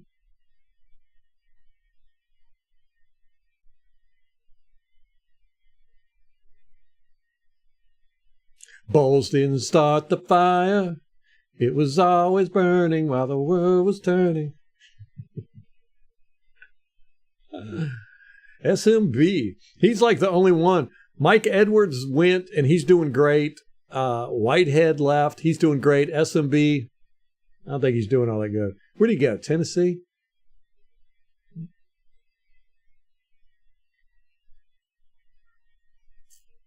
All right. This is the press conference from yesterday after the game. Oh, hold up. I can't hear nothing. This is... God, man. This year started off so great. It was like above my expectations. And that's the problem with having high expectations. I wish I wouldn't have gotten, I expected us to be mediocre. We go from being good to now looking really bad, like one of the worst teams in the league. We got beat by the Falcons. How did that happen? If we get beat by the Panthers, I'm gonna call for them to sell the team. How about that? Yeah. Okay. Coach, fair to say that offensively, you guys Can y'all hear the? getting started too late in games? Not only getting started, again, we got the penalty problem. I thought we moved the ball when we didn't have the penalties, and then we got started late in the game, getting Don't some blame it on flow going, penalties. but the penalties held us back. I think we had 11 penalties. It might have been 7 or 8 on offense, which kind of killed the momentum that we had. This is the back-to-back weeks you guys have had double-digit penalties. I know you started off the season really well in that department. What do you think the issue is for the recent uptick? Got to do better. It's concentration. Got to Yeah, do those better. slants. The effort was there. I'm proud of the effort. They fought their tails off tonight. Very good football team. Got to stop the penalties. Shooting ourselves in the foot, we'll be able to win some football games. Okay, now I don't agree with that 100%, man. You cannot say we lost this game because of penalties. No way. No way, no how. I don't like that he's saying that. I mean, I can see where he would say penalties were a factor, but to me it sounds like he's saying we would have won the game without the penalties. No. On the defensive side, Coach, it seemed to allow the Bills to go over the top tonight. In the last few weeks, teams have been stopping the Bills from going deep. I think they got over the top one big time in the first half that kind of hurt us. He had a lot of time to throw the ball. We got to get pressure right there. Biggest thing for us, the quarterback hurt us with his legs. I think he had 7 carries for 41 yards, and they were critical. Not that he was running it like that, but they were critical in the big throw down the field, and they were critical on the touchdown pass, and they were critical in a couple other areas, so he hurt us with his feet. Yeah, the one time when he ran it in, I think he ran it was like 17 yards or something, ran it in for the touchdown. That was 100% Devin White. We'll look at it on the All-22, but Devin was in the middle of the field, and when they snapped the ball, he ran over to where Levante was at. So he was standing right beside Levante and left the whole middle of the field open. I don't know why he was standing next to Levante. I have not a clue. But he ran over there and was just standing there. And when Allen ran, it was like Devin White was kind of like, oh, I guess I should run after him and stuff. But Devin White left that whole middle open. He was out of position. Coach, I'm sorry. Take us through your thinking at the end of the first half. You've got 4th and 3, 41. You send out. I'm going to say this real quick. I could probably hear the questions better than y'all can because I got the headphones on. But I cannot stand with the Buccaneers why they don't have the press mic'd up and you can't hear the questions, because a lot of times they'll answer the question and you don't know what they're answering. You'll be like, who are they talking about? I don't know. So, I started doing that at the beginning of the year. I was doing these press conference reactions, and I was boosting up the volume of the reporters' questions so you could hear it. A lot of people like that. But then it was like I did that, and the Buccaneers did this a few years ago where I talked about it. And so then they started having the reporters boosted up. And then they stopped doing it, and then I started complaining about it again. Then I did these videos, and then they started doing it again a couple of weeks ago. Now they're not doing it. It's just like, it's ridiculous. It only takes, it's not hard to do. I don't understand why they don't do it. It was too much for a field goal. We're going to take a penalty there, and then we're sitting there going for it. But if we don't get it, they have a field goal in mind. And it was a 17-10 ball game at the time. We figured we'd come out and we still have a ball game instead of give it away in the first half. Was there an attempt to lure them off sides? David. I love you, man. Yes, I cannot stand her. It's funny. I don't think anybody else can, too. I used to love these guys in the press conferences just giving her a hard time. She'll ask these questions, and they'll be like speeches, like 20-minute long questions, and it's almost like she's like trying to show off her knowledge of football or something. It's a very annoying person.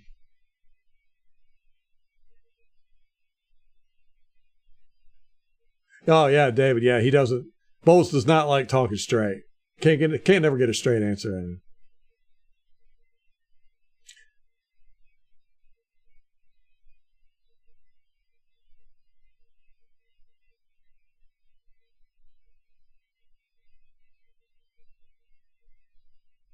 No, by the time we had What's to up, get UK? it down there, we couldn't, so we just go ahead and punted it. And had there been any discussion about it? Yeah, that's a good point, UK. I don't think we spied him at all. But definitely Devin did do his job if he was supposed to spy. I saw Levante in coverage a lot. We've done that, I want to say at least the last 2 weeks. I want to say we did it with Detroit too, where we actually put Levante in coverage on the line against receivers. So we'll see on the all 22. But yeah, I don't think we spied Allen at all. No, not at that time. Were you then going to attempt the field goal? Is that what you're? Well, we sent them out there to try to lure them off sides at the time. Then they got discombobulated communication-wise, so we just punted. See, look at that. Miscommunication on the punt team or the kick team. Well, special teams. We just got miscommunication everywhere. Even the announcers talked about that. Remember, they were like, they sent the kicker out there to try and get everybody to jump off sides, and they were like, the snapper doesn't even have his hands on the balls. How do they think they're going to fool the defense? And the snapper wasn't even ready to snap. With Mike Evans, it wasn't until about 3 minutes to go that he had one catch for the game. Just what kind of things were they doing that made getting him involved so difficult? I know we missed them early, and they did a couple of things to take them away early. We got to have other guys to make plays. I thought we moved the ball well at times when we didn't have the penalties, but we just got to have other guys step up, and I think we're in the right direction. The penalties just got to stop killing us. Coach, what role does your faith play in, leading this group of men after a tough loss like this? I'm sorry, say that again? What role does your faith play in leading a group of men like this after? Yeah, David, 100%. I agree with you, man. 100% about Jenna.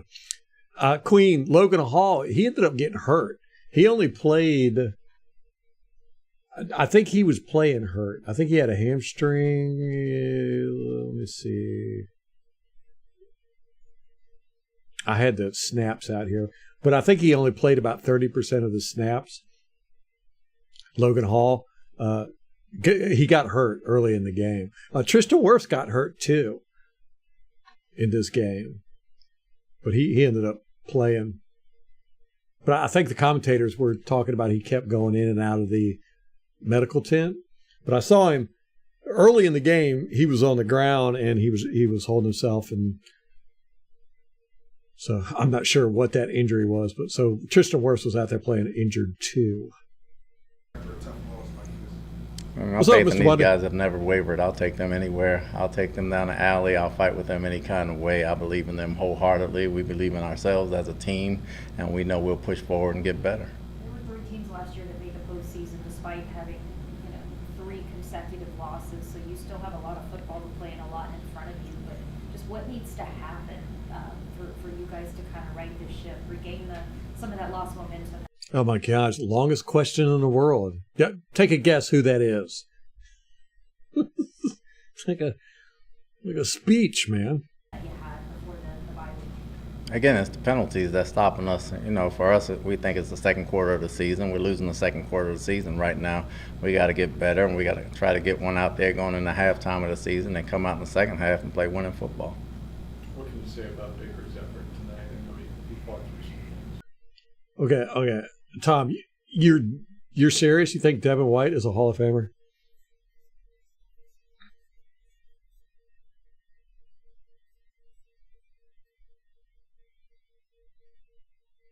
I had the snap counts here with Logan Hall, and it was very low. I think Logan Hall has played great this year. I really do. I think he's done.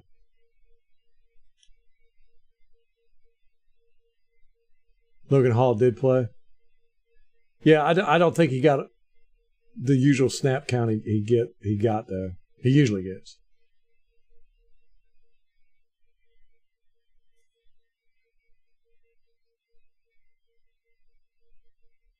Yeah, David, and he also, we're talking about Logan Hall here, right? Yeah, he also has a hard time following the ball. Keeping his head up, seeing where it's going.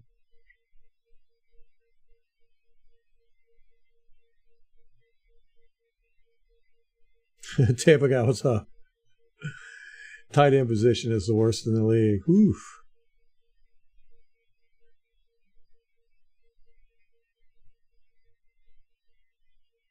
Not a fan of Logan, to be honest. I definitely wasn't coming into the season. Last year he was absolutely horrible, but this year he's been pretty good.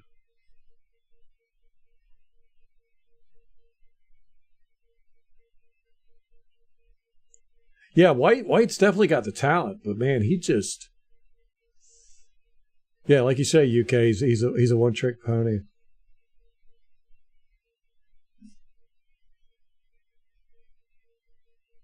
Yeah, line speed. Yeah, he can't turn. It's very strange. Okay.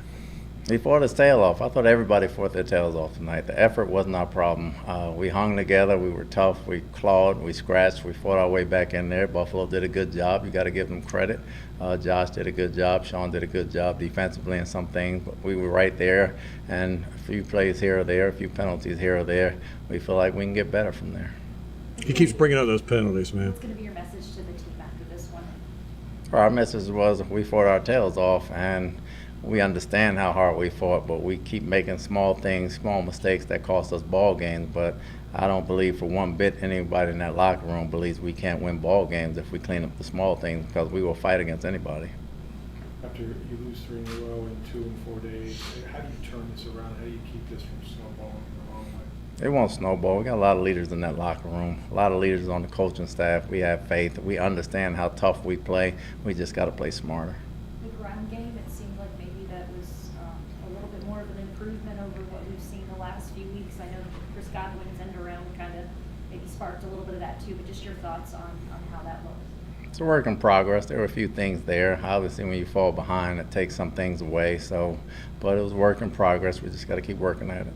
Shot at 109 yards, I think, in total offense. Can you really see him starting to come alive in the passing game a bit too? I'll find them in the checkdowns because they're playing so much double teams on Chris and Mike. You know, it's opening up for us and becoming an outlet that we can use. And to that effect, I know this offense is really centered around Chris and Mike, but for Cade Otton to be able to get that 2-point conversion, just your thoughts on that, what you're seeing in him. Cade's been playing good football the past couple of weeks. He's been Mr. Reliable for us. He does a lot of the dirty work and the blocking scheme, but for him to get the 2-point conversion gave us a chance. What happened on defense? I mean, you score there late, get the 2-point conversion. You really had to get off the field there. They had 450-something yards tonight, so. Holy crap. A lot of screens. Did he just say they had 450 yards? That can't be right. That can't be right.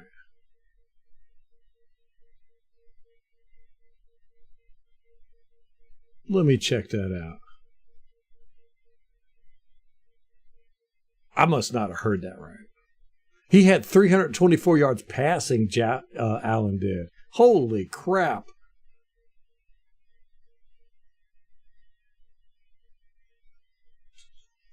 Okay, final teams do. 427 yards. Wow. Wow. We had 300. No? 427 yards. Wow. I did not realize they had that many yards. A lot of yak yards, you know, playing at the box game. We got to tackle better, especially in the first half. Yes, 100% tackle better. Impact anything that could be happening with trade deadline coming up? Doesn't impact anything. There was a 33-yard catch on a crossing route there. It was against zone defense, but just what happened on that play? Which one are you talking about? It was The in touchdown. first half. It was a 33-yard. It was I want to say it set up Allen's first touchdown. It wasn't the one down the sideline? Not the one down the sideline. Can't really say I recall it right away, but if it was a 33-yard pass, we got to get there with the pass rush, and they probably had too much time. Yeah. Oh, man. I will say this.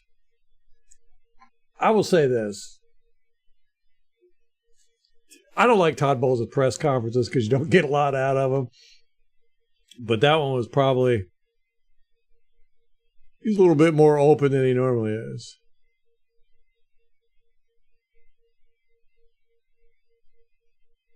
Yeah, right, Rampage. Yeah. Yeah, you got to overcome penalties. I mean, as I was saying earlier, this happens every year, where we have games or, people start complaining about penalties and stuff, but penalties don't matter as much as they seem. I mean, of course they suck. You hate to see them, but like if you look at the best teams with the best records at the end of the year, half of them are teams that are leading in penalties. Like the second highest penalized team this year is the San Francisco 49ers. The first highest is the Buffalo Bills. The third highest is the Tampa Bay Buccaneers. So it's not like getting penalties is an automatic, you're going to suck. It's one of those weird things that people harp on where I'm like, it never seems to factor in. It'd be different if it was like the top 10 best teams in the league were also the top lowest penalties, teams, if that makes sense.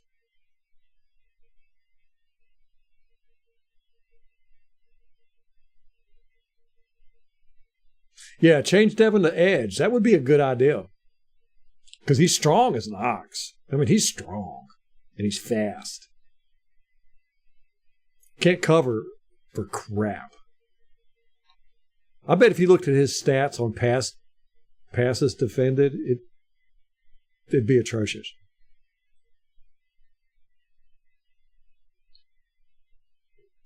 Yeah, Al. We definitely were using Rashad in the pass game.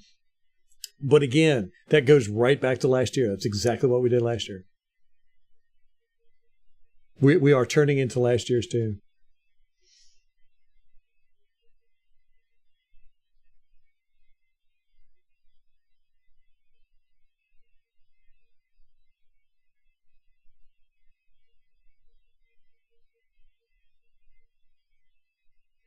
He's great at coach speak. Yeah, he is.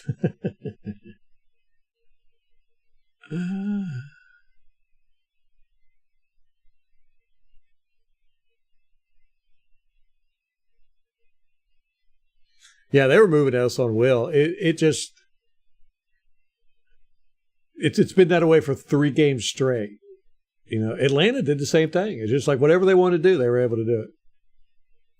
Fire Bowles and Canales. Ilm H is angry. I am too.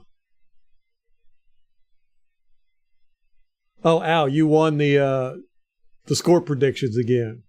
Yeah, stop doing that, man. Give us plebes a chance. Okay, we're gonna watch the new. Okay, so there was a new press conference. Okay, we're gonna watch that.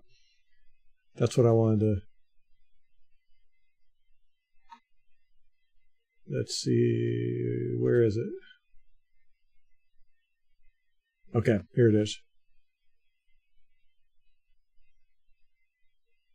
Baker looked uncomfortable at times in the. Look, is he doing like a Zoom? Is that a Zoom?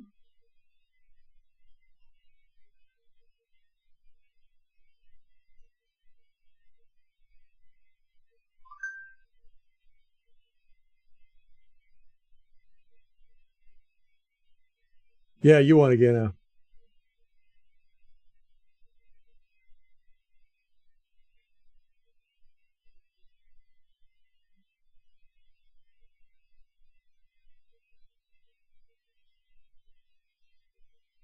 Yeah, David, the problem I've seen with Devin on film is he's fast as all get out. He can run backwards fast. He can run backwards, backpedal as fast as receivers can run forwards. I've seen him keep up with receivers running backwards. The problem is his turning, his cutting. He's just not good at cutting. He's easy to get shaken off. He's super fast out there. That's a good. I like that, Tom. I like that. Move him to edge. Why not? It can't hurt, right? He is very strong. Devin is very strong.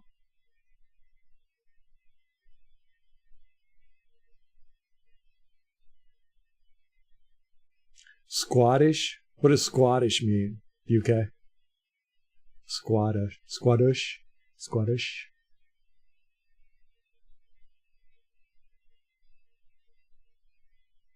Yeah, you had 2013, David. Al picked, he was so close. He was off by 5. We're going to ban him. He's not allowed to make predictions anymore. Al said 24-13. So and the final score was what, 24-18?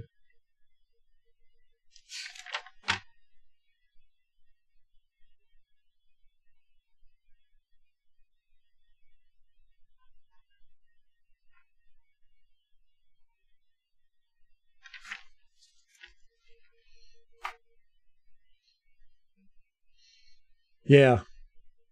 Yeah, we're going to ban Al, David. We're going to come up with a rule.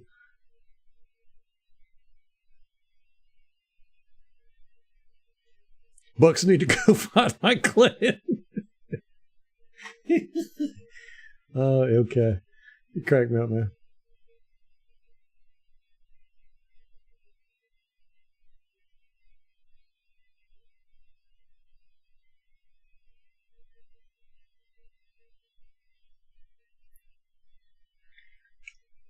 All right, let's watch this.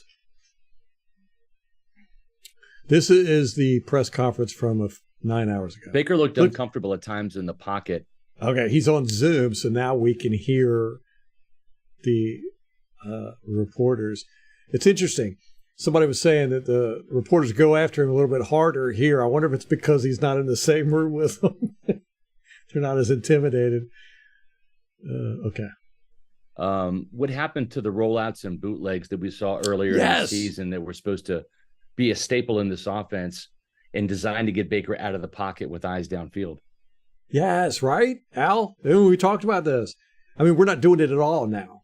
I think we did it a few times last week. I can't remember if we did it any this week. Ah, man. And I think it's Canales. He's looking at what's working and what isn't working. I mean, our boots have been getting shut down all year. But, I mean, we're not moving Baker out of the pocket at all. Well, every game is different. They're not going to be there every game for us. We go by what the team is going to give us.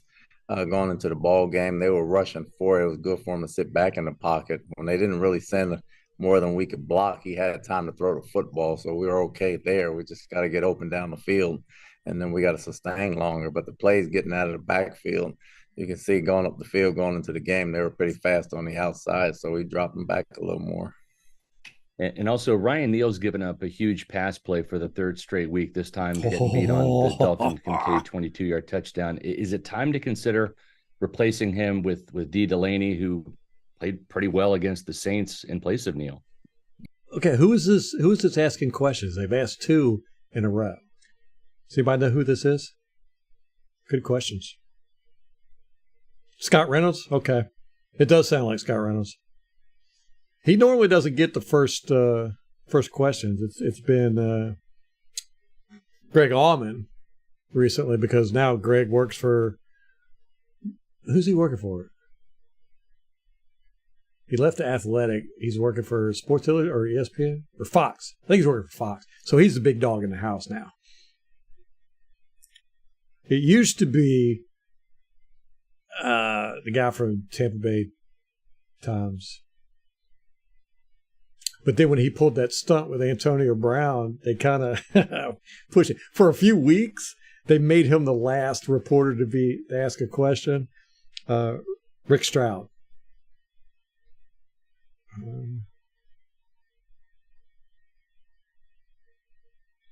Okay. I think if you knew what the coverage was supposed to be, you wouldn't be blaming Ryan.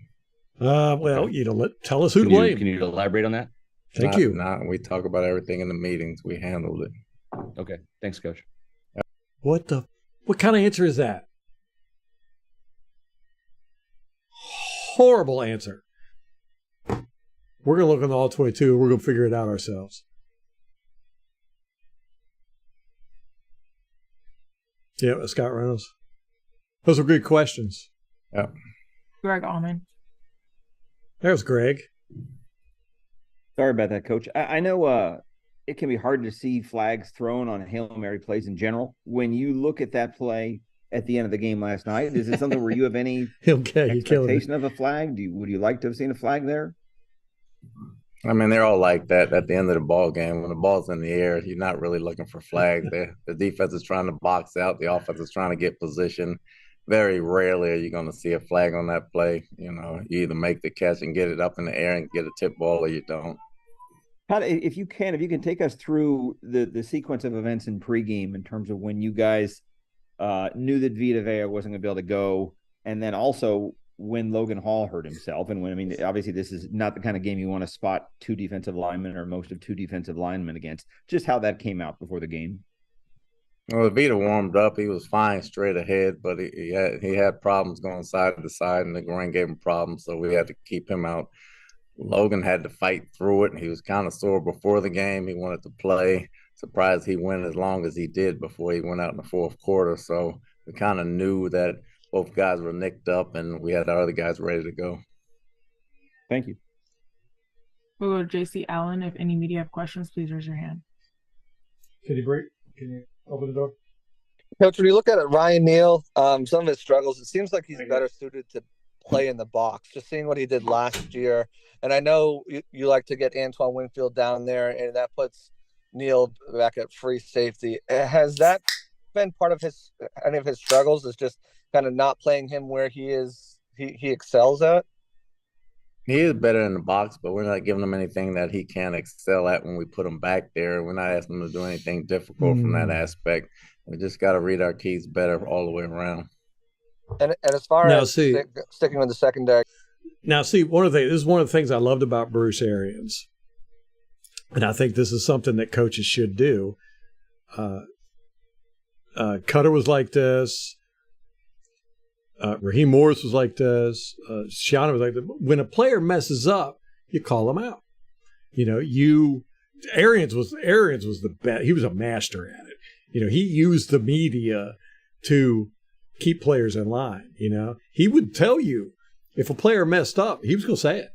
You know, he was going to say, "Oh, he missed that tackle. He's got to learn how to tackle." Or, you know, he was out of position in coverage. I mean, Bruce Arians, every press conference, he was calling guys out. And that's what you need to do. I mean, I don't think Bowles is letting these guys off too easy. He's not disciplining these guys. You know, it's like that with that Keyshawn Vaughn stuff. You know, you don't show up to practice, man. You get punished, right? You're supposed to. What was his punishment? We don't know.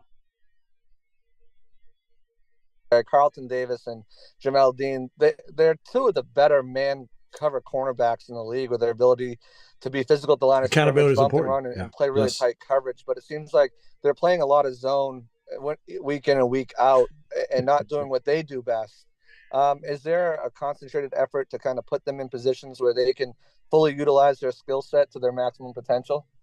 I would love to, but being that there's 5 receivers and we don't have 5 man-to-man guys, you know, it's kind of hard. You put some other people in danger when you do that. We played a little more man last night than normally that we play, but you got to think of everybody and everybody's situation, not just those 2 guys. JC Allen? That was JC Allen? He's got that new podcast. Have you checked that out, Al? It's pretty good.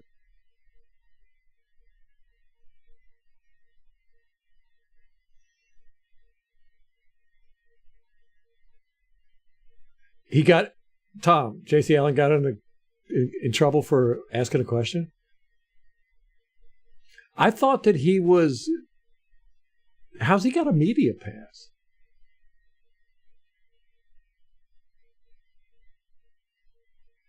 Huh. Yeah, I like Jason. Todd forgot you got to outscore the other team to win. It's not about it's not that, okay. You got to not have penalties, or I don't know.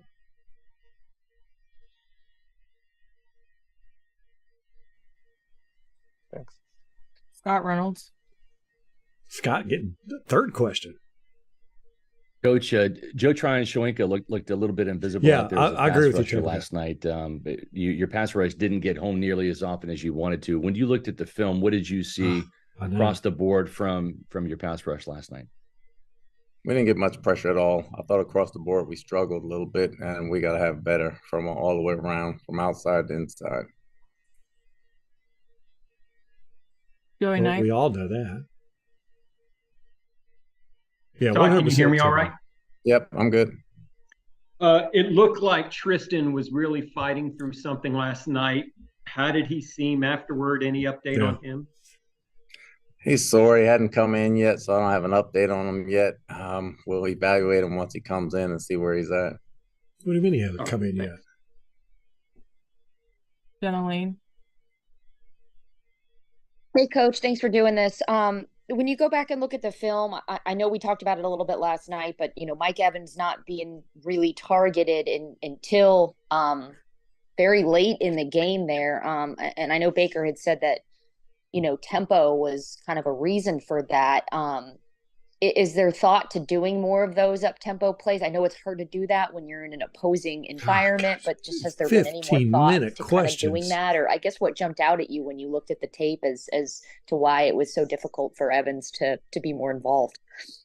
I mean, there's always thought in doing tempo more. When we did tempo more in the past, that's where a lot more penalties occurred, and they're occurring without the tempo. So we'll look into getting back to it. Thanks. JC Allen. JC again. Coach, on the offensive side, we keep hearing we're close. But what does that mean? And how do you get from being close to being there? What's stopping this offense from being where they need to be? Okay, yeah, Tom, yeah. JC was commended by Pewter Report. Didn't he work with Pewter Report for a while? He was commended by Pewter Report for asking the tough questions. Todd got upset, or Devin White, can't remember. Yeah, he's asking good questions here. Scott Reynolds is too. Ladies and gentlemen, Jenna Lane. 15-minute question asker. Who do we play next? Lawrence is trying to forget. Oh, no. Right, Al? I feel the same way. If your team's committing a bunch of penalties, I can understand every now and then, but this has been like 3 games in a row where we've been shooting ourselves in the foot with penalties, and that's a coaching thing.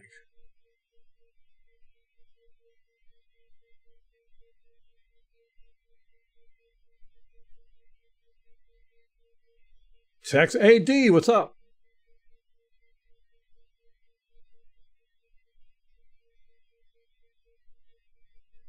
Well, if it's not Craig, what's going on, brother? My hot take for being at the game last night. Watching the game live is always fun. Yeah, that's true. The stadium was super loud. Drinking makes the game better. That's right. You were going to be at the Bills game. Did you wear your colors, ma'am? This is a reminder. Time to read. Tom had hired Jenna as his offensive coordinator. That would be hilarious. MK's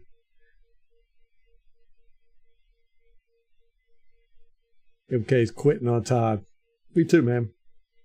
Kate is too. We're all done with Todd. Well, not all of us. David's still on the Todd thing, which is good. I hope you're right, David. 100% do. Our pass rush isn't getting through. Our secondary can't cover. Our safeties are out of position. Our offensive line can't block. Our running back can't run. And our quarterback can't stay in the pocket. And our receivers can't catch. It's like nothing's working.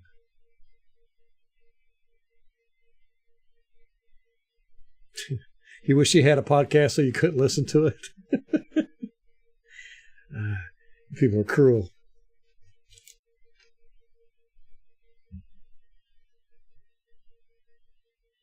Oh, remember that blocked field goal? They blocked a field goal we tried to kick.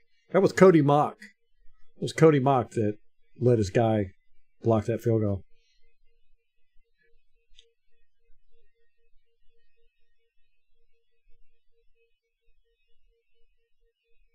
MK wants to teach Todd Bowles how to do his job.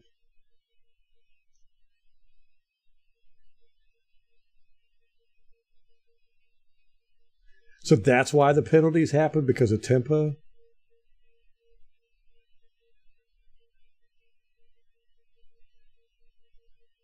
Rampage. I blocked Twitter or Jenna a long time ago. We got into it, and I was just like, I'm done with you, man. Oh, so the Bills fans were cool to you, Craig? they didn't they didn't be quiet when you told them Bucks offense was on the field. That's hilarious.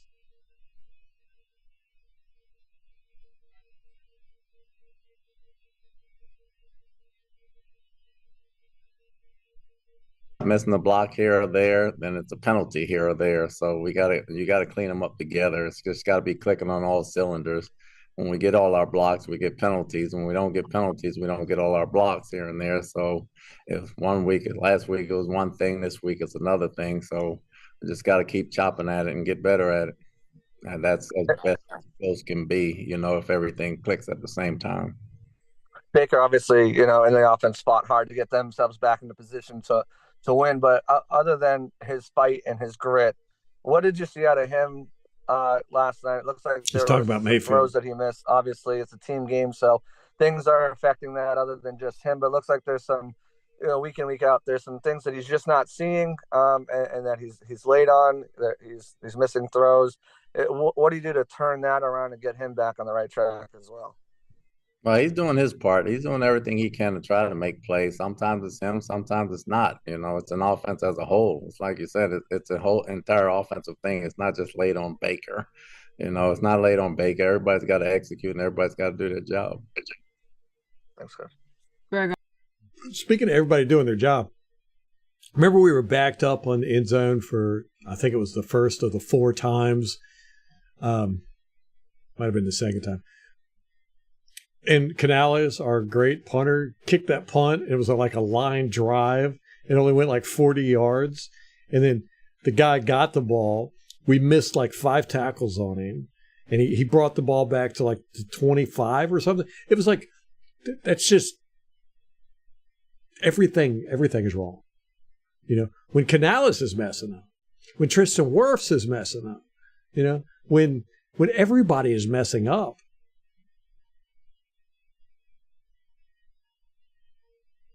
I blame this guy. And I want him to get it right. Get it right. Greg Allman. Hey, Todd, I know you guys took a ding at your receiver depth when you lost Russell before the season even started. But Trey Palmer, last 3 games, has 6 catches on 15 targets, and he's had 2 big holding penalties, has 3 on the year. It's not often you see a receiver with 3 holding penalties. Just want to ask you about his play and maybe what's led to some of the mistakes he's made with penalties. The over-aggressiveness, his plays are coming down the field. He's a very good blocker, and he gets on his blocks very well. Not knowing where the ball carrier is behind you, he's got to do a better job of letting go when that guy. Oh, Tom, our feud, yeah. I don't even really remember it, but we were going back and forth about something, and I was kind of chewing her out, and she was like, well, why are you following me then on Twitter, And so I was like, well, I just won't follow you. How about that? So I unfollowed her and blocked her. I can't even remember what it was about. What was it about? Molly would remember that stuff.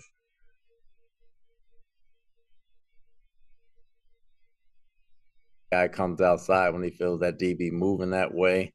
And, other than that, he'll be fine. I think he's a young player. He's maturing every week, and we like where he's at. We just got to get the holding down. And Todd, the running back depth, we've asked a lot about that. You got Chase back yesterday. I think Rashad played 82% of the offensive snaps. Obviously, there hasn't been a ton of production from the backup backs, but are you okay leaning on him to play that much? Obviously, he's gotten more involved in the passing game as well. Well, we like where he's at in the passing game. We like to get somebody else in there a little bit to give him a spell so he can be fresh in the second half. Okay, thanks, Tom. We have time for a few more. We'll go to Ira Kaufman. Ira. I love Ira Morning, Kaufman. Todd. One of the things I really like about Ira Kaufman is just the way he talks. I like his accent. We're approaching mid-season. I don't want to speak for you, but I think it's not a stretch to suggest if you're picking a team MVP, Todd, at mid-season, Winfield. Antoine Winfield's got to be in the conversation. Todd, whether it's his leadership, making big plays all over the field, how proud are you of what Winfield's doing right now? The way That might have been at Rampage. I can't remember. Or it was, I think she attacked fans. She did that a couple of times. She was like denigrating the fan base. And so I came at her, and then she got all pissy. And then I had all these white knights attacking me and everything. And I can't remember exactly what it was, but she said something about, well, I don't understand why you're following me then, or something like that. So I was like, yeah, me neither. So unfollowed her and blocked her.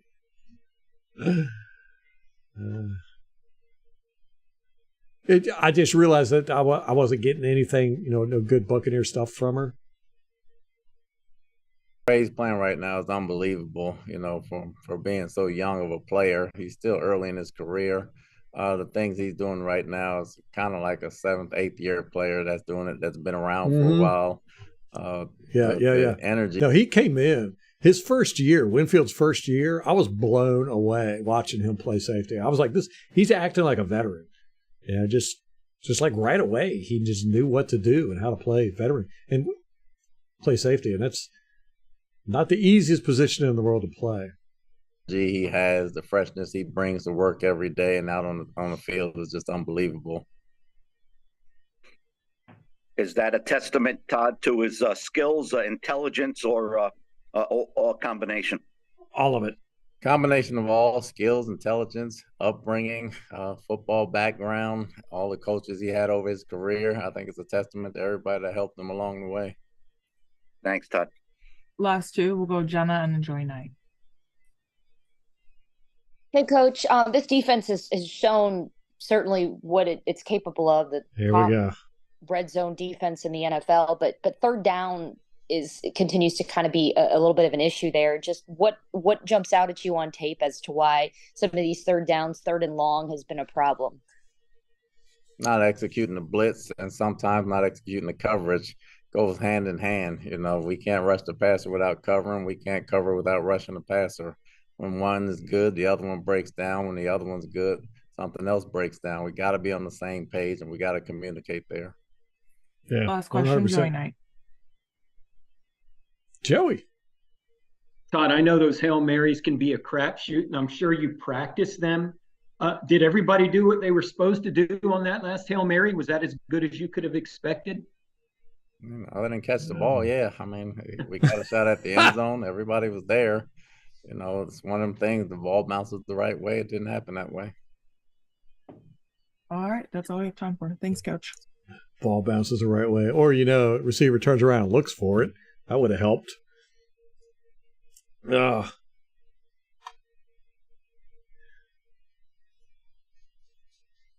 J.C. Allen has some good questions. Scott Reynolds has some good questions. That was pretty good.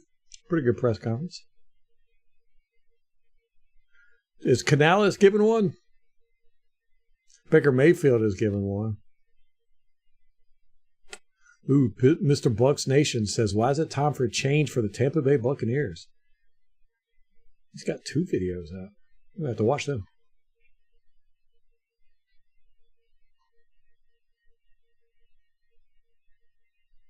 Yeah, we're all pretty much fed up with Todd Bowles, Craig, and except for David.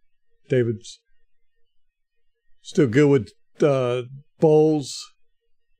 I think that's the consensus.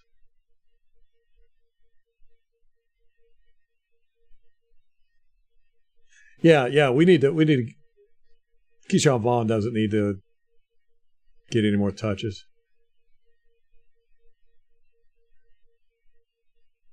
Yeah, she does. Rampage, it's amazing to me how somebody could retain a position as a journalist when they insult their audience so much. It's kind of like Bill Maher, though. He does that too. If you ever watch Bill Maher, he like insults his audience constantly. He calls them stupid and morons and ignorant. It's weird to me. I guess some people like that. We're about to overpay for Winfield. Yeah. Oh, is he in a contract year? Oh, no.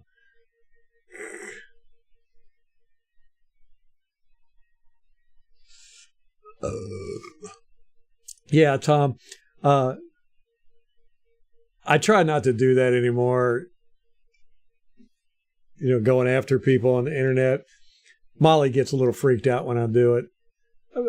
I'm trying to be a lot nicer. The kinder, gentler Ralph. Breakdown equals coaching issues. Exactly. 100%.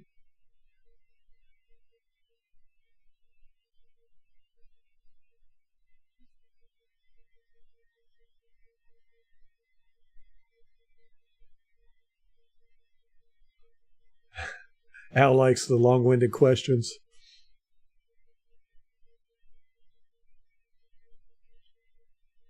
Oh, no, I can't stand Bill Maher. I used to like him. Back in the days when I was an idiot.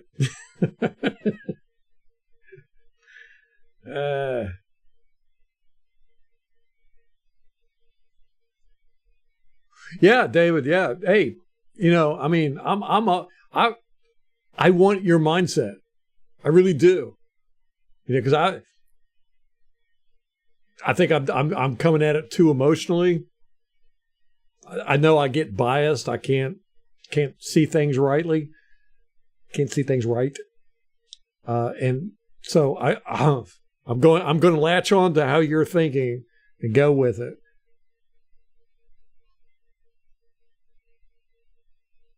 Yeah, this is a good therapy session, Joe. I appreciate you guys hanging out with me. I really do. We need to have like another like therapy session. We haven't had one of those in a long time where we sit around and talk about our depression and anger and relationship problems and stuff like that. We like Salty Ralph. You don't like Salty Ralph, right?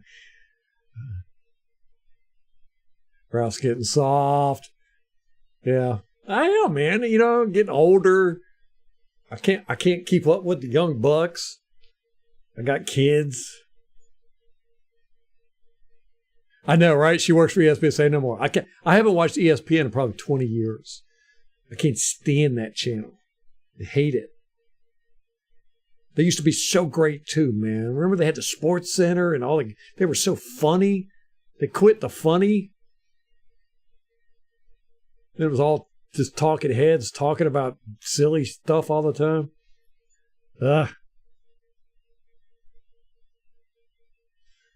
As I say 20 years, it's probably that. Yeah, well, the NFL channel came out about 23 years ago, right? 2001, 2002, somewhere in that area. I started watching NFL Network like all the time. When me and Molly first met, I used to have it on all the time. Yeah.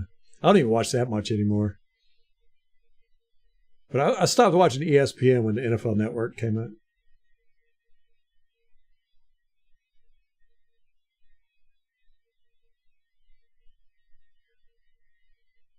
Tom, your blood pressure's down now? 135 over 110?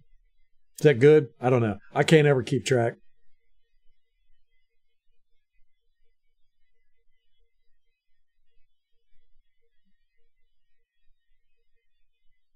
Hey, you know, that could be a thing, David. I mean, I'll try and look at it from that perspective. And hearing Todd Bowles talk about how proud he was that the guys fought, you know, I'll try and see it that way.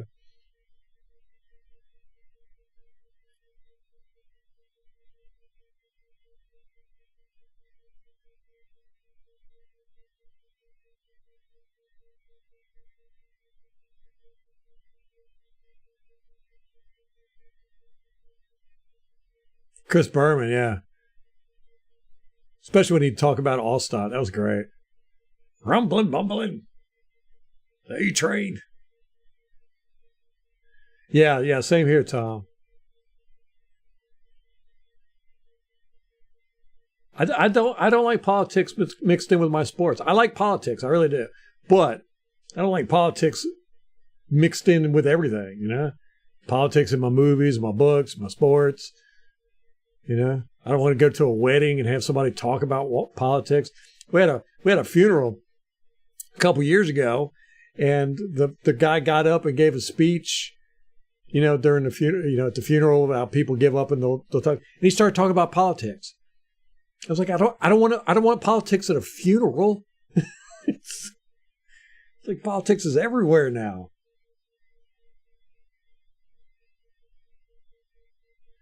Time to rebuild, yeah.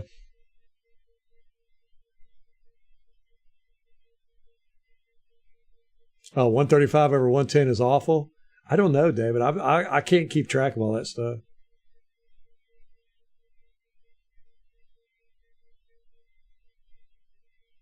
Skip Bayless, yeah, not a fan of his either. You know, I don't mind opinions, but I don't want a show that's just all opinions. You know, I mean, you got to give me some stats. You got to give me some analysis, breakdowns.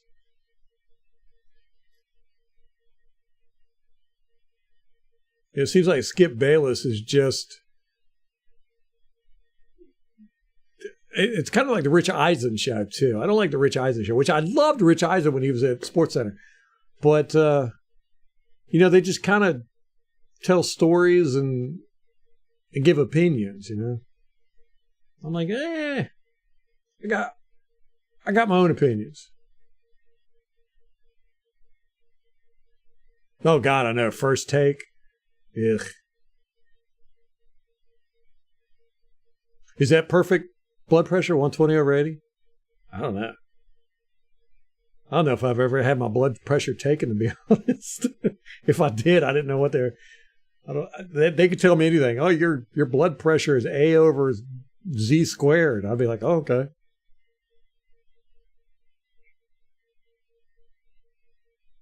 Oh, yeah. Our special teams this year is the best they've been since Arians and Bowles got here. Was it 2019? So, yeah. Skip was Shannon's female dog.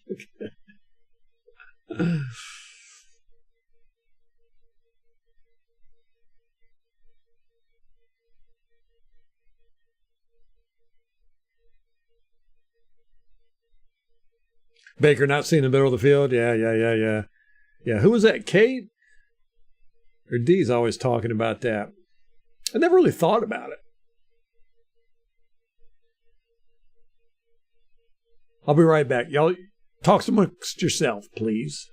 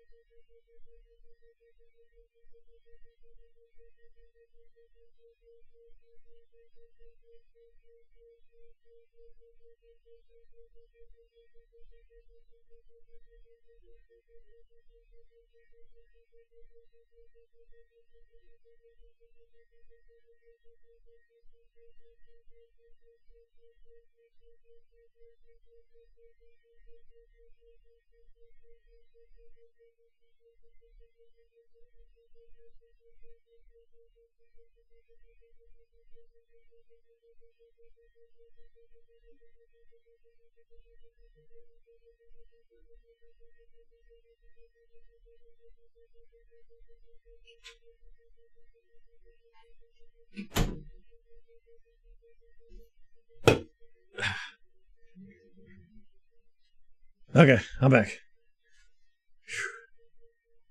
67 likes for MK's Got It Key jersey. We got to get there, man. We got to get there. What are we looking at anyhow?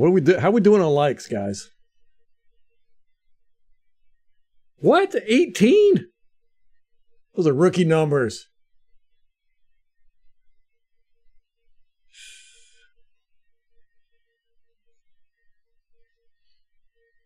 Yeah, it was a bathroom break. Play elevator music.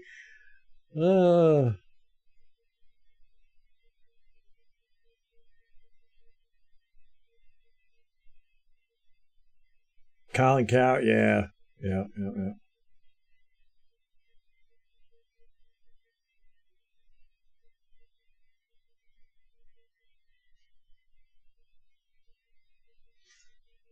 Tom got health problems. I didn't know that, man. You got to take medication for your high blood pressure?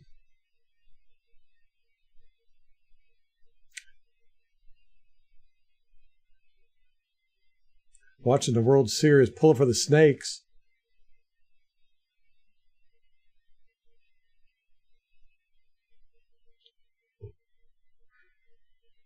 I love playing baseball. Can't stand watching it.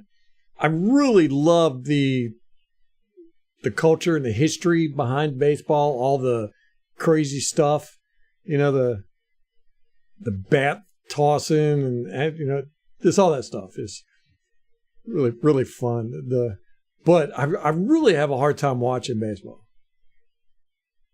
It's kind of like golf. I'm just like, ugh. Square peg, round hole.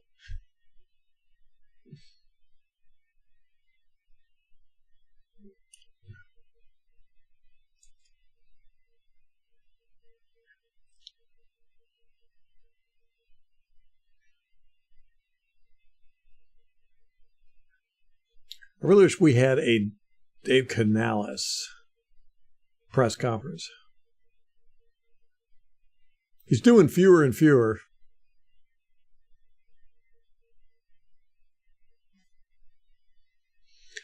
What do we got?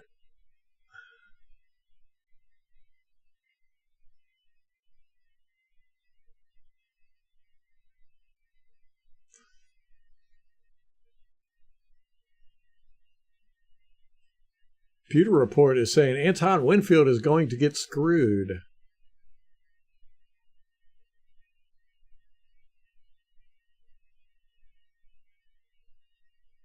Huh.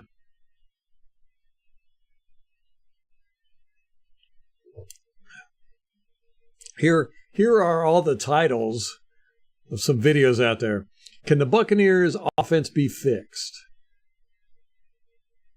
How do the Bucs regroup?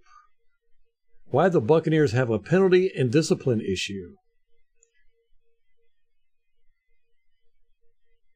Why it is a time for a change for the Tampa Bay Buccaneers. Oh, man. Nobody's happy. Except David. David, I want your mindset, man. I really do. I'm going to try and work that in. I appreciate you sharing it with me so I can kind of reframe things.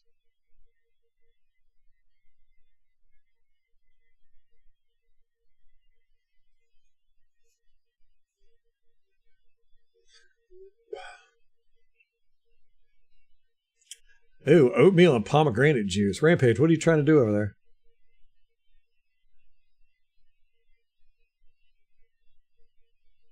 I don't know what we have for dinner. I don't know if Molly's making anything or we had McDonald's earlier. Did a family outing.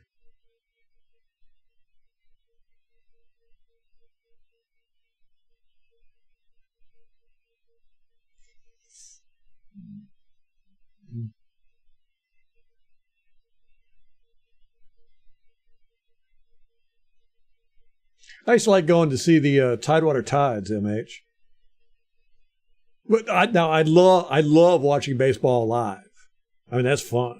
Get some peanuts and beer. I just walk around the stadium, talk with people, goof off, yell at the relief pitchers. That's always fun. But just about any sport's good live. But watching on TV, I just get fall asleep. Craig's having a fish fry. It's been a while. Is all 22 out? Good question. You really want to see that play, don't you?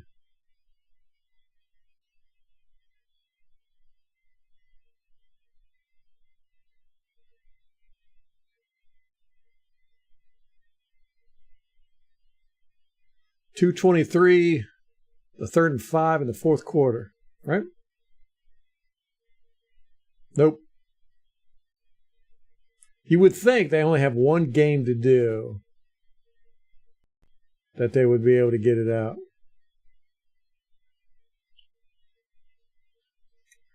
I got like 4 different places I got to go to look for all 22.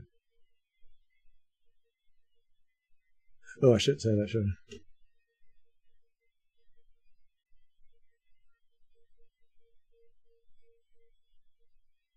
Oh, wait. Okay, we got some. We got some. I found a place. Now,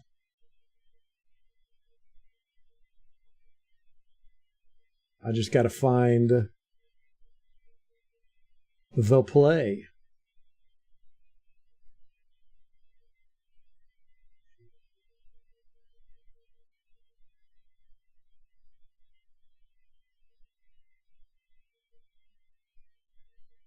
.225. Okay. 225 in the 4th quarter. Oh my gosh, what are they doing?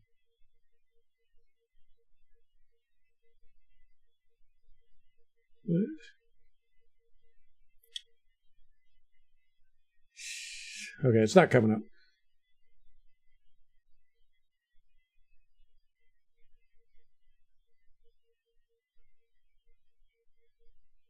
Oh, these people are so aggravating.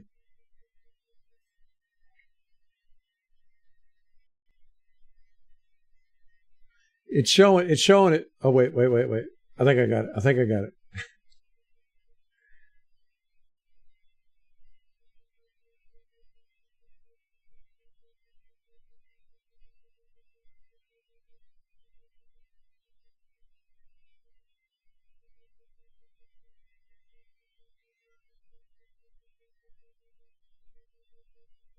This is so annoying.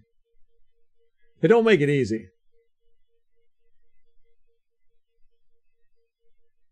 It's been a while. Oh my God. No. It's not up just yet. They're working on it. Apparently, I'm trying to get it while they're posting it because it's getting all crazy on me. We'll give it a few minutes, then we'll find it.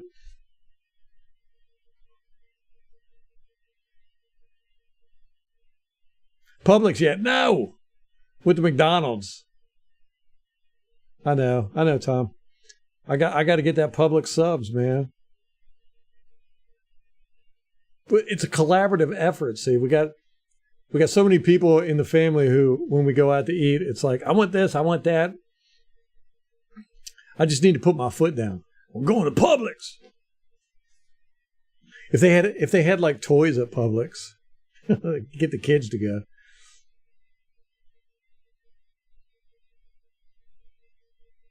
Low cholesterol meals on game days. We should do that. We should create a diet, game day diet.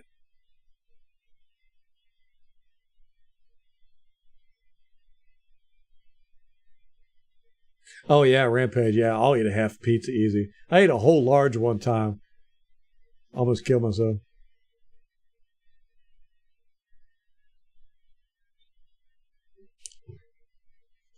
Tom, that's what I'm worried about. Once I start eating at Publix, I'll be going there like every day. The saving grace is, that's what started all this, is I was talking about Jimmy John's. I love Jimmy John's, the gargantuan. The saving grace is it's 20 minutes away. So I can't eat it all the time.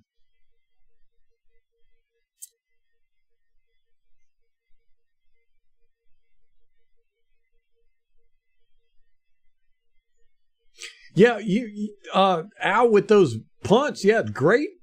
It seemed like he got good height and distance on him, but our coverage just couldn't get down there. That's how it seemed anyhow. So we'll see. I think they blocked us up good. Oh, yeah. Was that Camarda? But yeah, I don't know if he took his helmet. I think it got pulled off, and as they were pulling it off, he like swung it.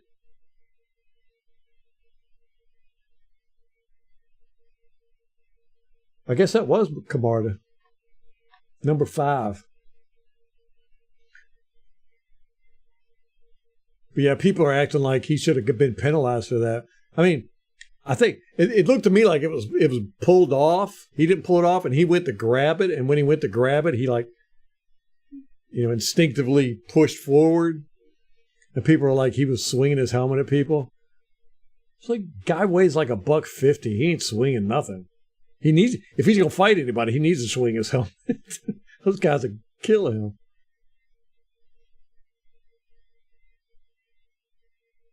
Yeah, MH, but McDonald's has got the Happy Meal toys.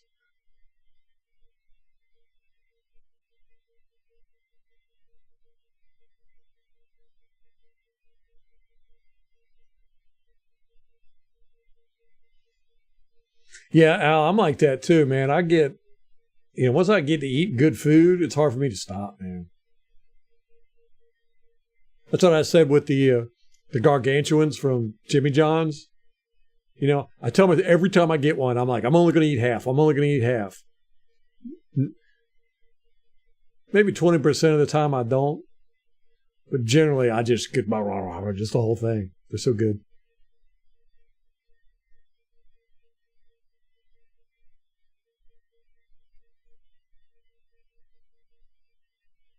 Logan Hall only had 18 plays. Okay.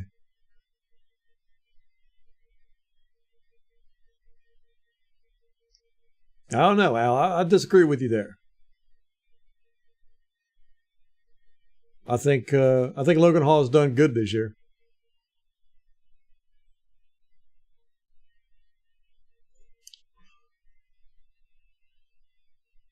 Yeah, Pat McAfee.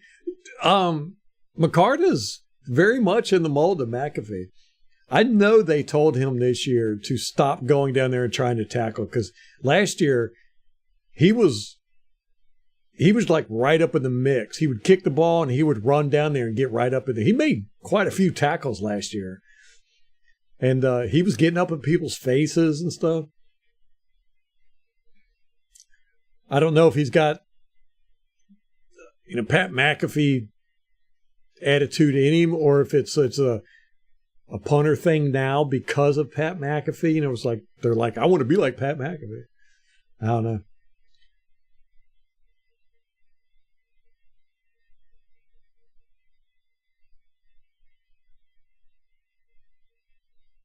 Uh-oh. I might have to check out some baseball. Is it on right now?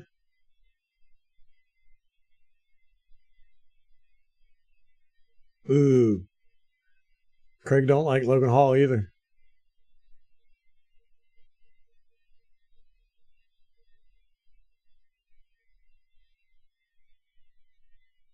Yeah, McAfee's one of those guys that he's just nonstop entertainment. I've had quite a few friends like that, and you just want to hang out with them all the time because you're just like, they're just fun. Never a boring moment.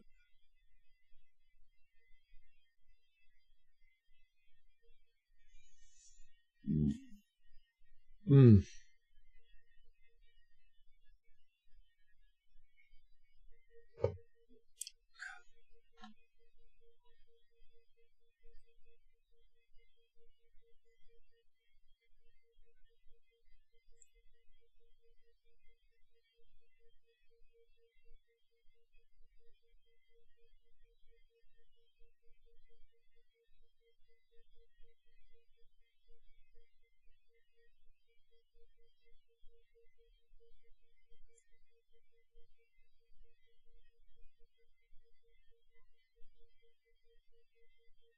Trying to see if I can get that all 22 to come up here.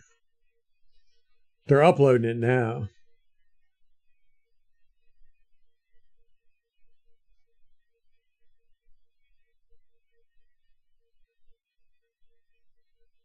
Getting The pieces crowd, of of it. course, in full throat already in raucous Buffalo on this Thursday night with the temperature in the mid-60s. Tyler Bass to kick off. Buffalo Dang it. won the. I'm going to get a copyright strike for that.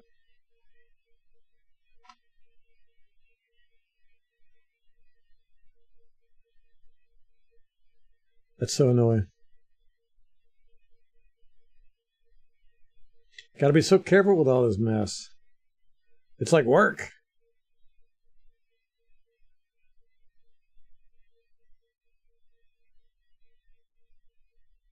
Oh, how are y'all, speaking of work, how are y'all liking the no ads?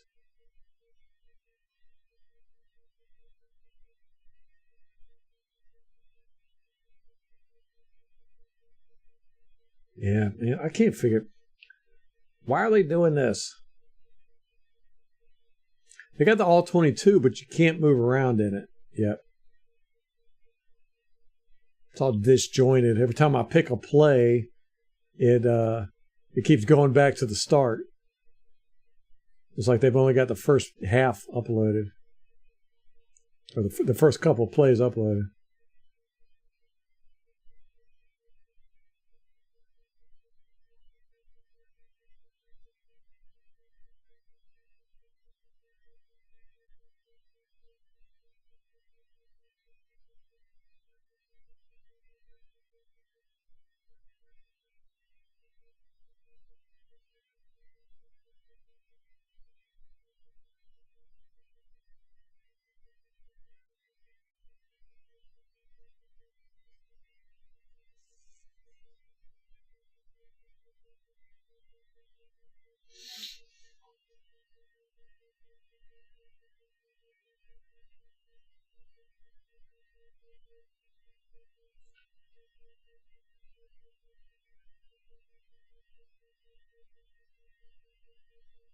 $53,000 live viewers. Is that Pat McAfee you're talking about?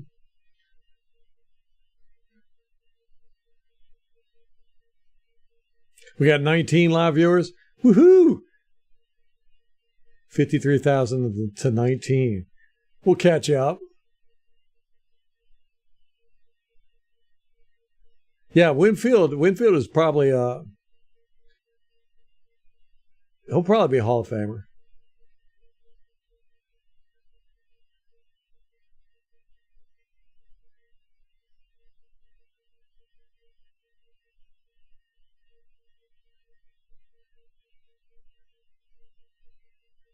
You think? Yeah, I think it takes 9 seconds for it to be a strike. So we'll find out. I'll let you know in a couple weeks. they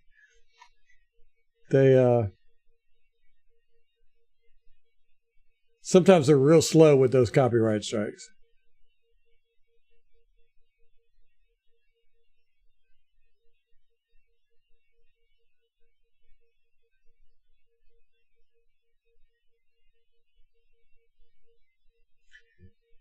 You own a little cell phone accessory store in the mall? That's awesome, Tom. I've always wanted to do that. It's such a shame what's happened to malls, man. You know, I grew up, malls were like the thing. And now kids don't, you know, people don't go to malls anymore. So sad.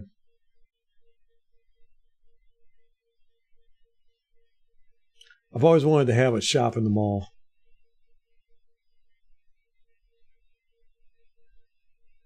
You're welcome, Al.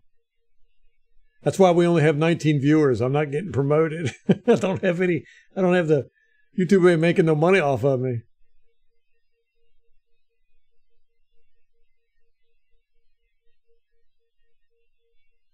That's cool. Yeah, that's one thing, Tom. There was that whole thing about him paying Aaron Rodgers for coming on his show.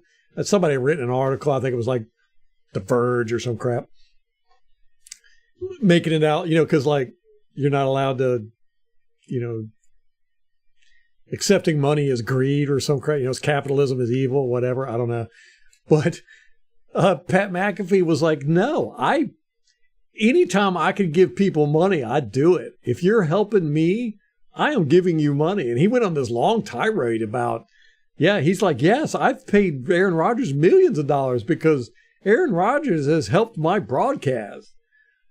And he was like, Aaron Rodgers, we've never had a contract, and he's never asked me for money, but, you know, I look at how much I make when Aaron Rodgers comes on, and I go, I need to write him a check, you know. Pat McAfee seems like a really good dude, man.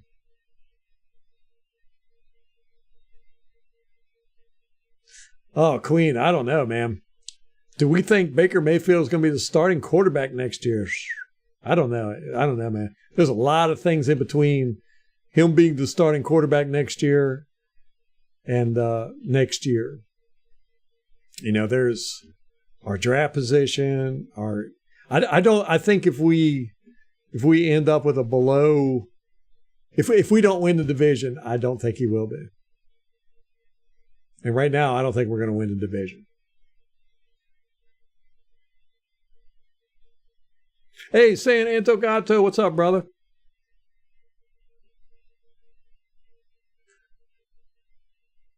Oh, Craig says absolutely. Okay. Cool. There you go. You got two different opinions. So now you're just as confused as before you asked the question. Oh, Al says he did. He'll resign.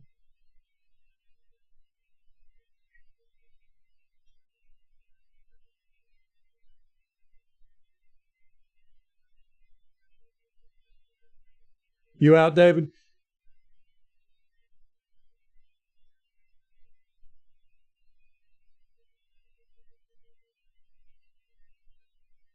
Oh my gosh, Rampage. I'm a huge people watcher. Huge people watcher. It's like up there in top 10 list of favorite things to do. Me and my grandma used to go to the mall and sit there and smoke cigarettes and just watch people all day. And she was a huge gossiper. She never learned how to read, write, drive a car, never had a job, never learned how to ride a bicycle. Just complete West Virginia, dirt floor poor. You know, like her qualifications in life was she knew how to can food. It's like that's what she did all day. Anyhow, canned food and gossip. So we'd go and sit at the mall and smoke cigarettes and watch people go by, and we would craft whole stories around these people. Oh, we'd do it for hours. It's some of my best memories of life. I love to people watch. I'll go to 7-Eleven and get a Slurpee or something or whatever and sit in the parking lot and just watch people go in and out. Yeah. Love to people watch. Oh my gosh, what did I say? I'm not a boomer. I'm a Gen Xer. How dare you put me in the boomer category? Flea markets are the new malls.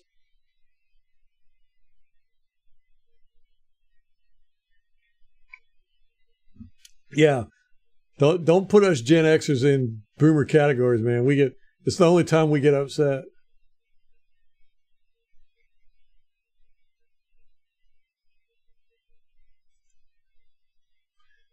Queen, we are not good with quarterbacks. Buccaneers have a horrid history of drafting quarterbacks, so I agree with you.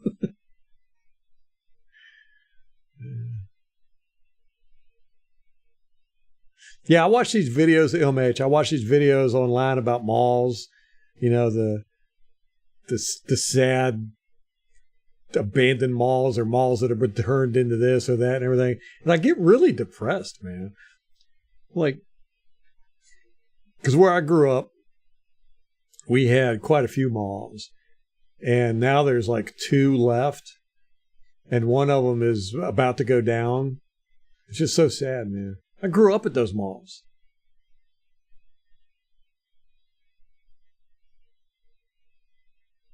Oh my gosh, Tom, that's the worst.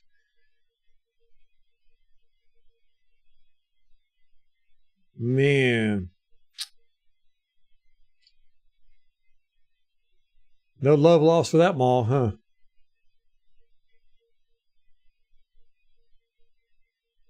Yes. Yeah, Craig, right. Yeah. I noticed that too. There was a period there where it was so annoying. It was so annoying. My stepfather, he traveled a lot, civil servant for the Navy. He did boat. he tested the vibrations on boats, so he had to travel with them.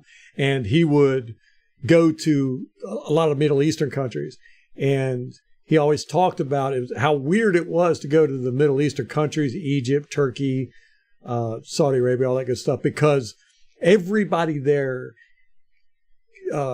bargains for everything. If you pay the price that's asked, you're considered a sucker. They will mock you. And it's like everybody bargains all the time. So then I saw this happening in the kiosks in the mall. You were getting these guys coming in there, these shops, and they were constantly like being real aggressive and, come check out this and that. And, you're like, they're like, we'll give you a good deal. And they wanted to bargain with you all the time, real aggressive. And my stepdad was like, yeah, that's how they are. So it was really annoying. It was kind of a shock for the American system, I think.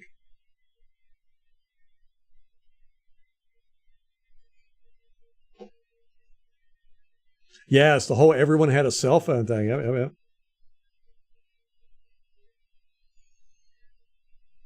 Yeah, I started making apps real early into the cell phone craze because I had a smartphone like way before. That's the hipster in me coming out. I was into it before everybody was into it. But I started programming for the smartphones for Apple. I mean, not Apple, Android. And my thing was, everybody's going to have one of these eventually, So I need to get in on the ground floor.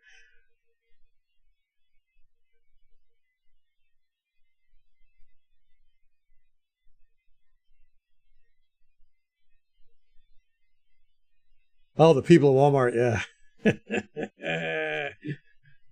That's good stuff, yeah. I haven't watched that in a while, though.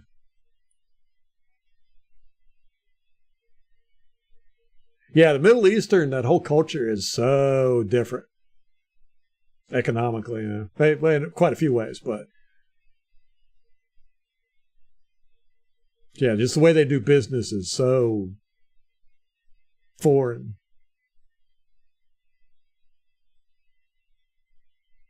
They'll do that in the Bahamas. They'll grab you and pull you in. Yeah, see, I'd probably be swinging on people. I'm real nice to salesmen. I did sales for a while. I got a lot of respect for sales, It's one of those things where I realize how much work is involved and what it takes. So I'm generally pretty nice to them. But if you get too aggressive with me, I'll be kind of a jerk. If you're going to grab me, yeah, I might have something to say about that. Oh, man, Tom, yeah. Yeah.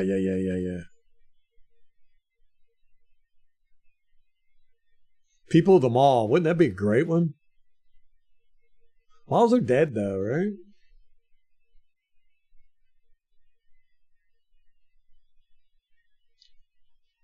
I miss malls.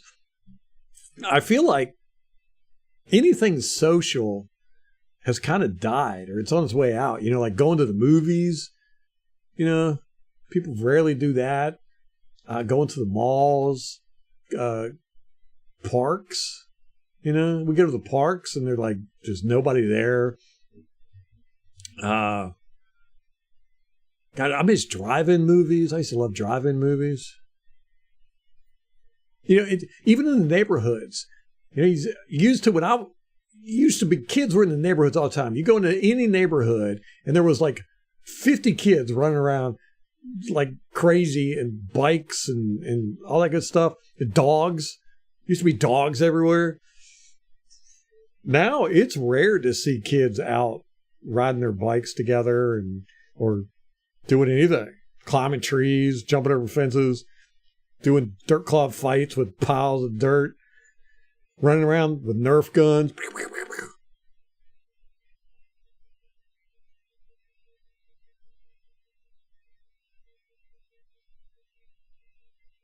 M16s. That's what I got my basic training marksmanship in, M16s. Horrible guns. I like the ARs much better. Leak, what's going on, man?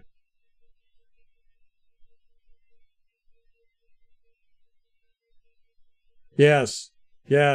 I agree with you. You know, it'd be different if these rookies were doing something, but they're really just, which is surprising me. I thought Palmer was going to do a lot more. And they're trying to squeeze that Raheem in now. The Rock they call him. And he got a great catch, though. Did you see that catch? He got his 2 feet in, sideline catch. Even the announcers were like, did he catch that? That was a great catch. But, yeah. Our wide receiver game is just not up to snuff, I don't think. The Snakes tied it up. Is that the Diamondbacks you're talking about?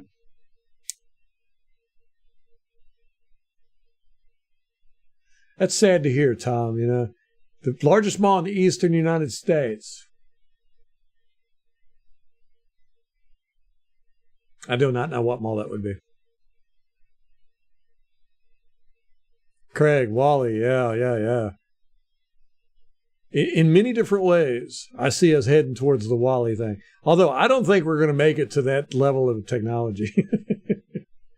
I think we're going to end up blowing ourselves up way before. I'm a big believer in the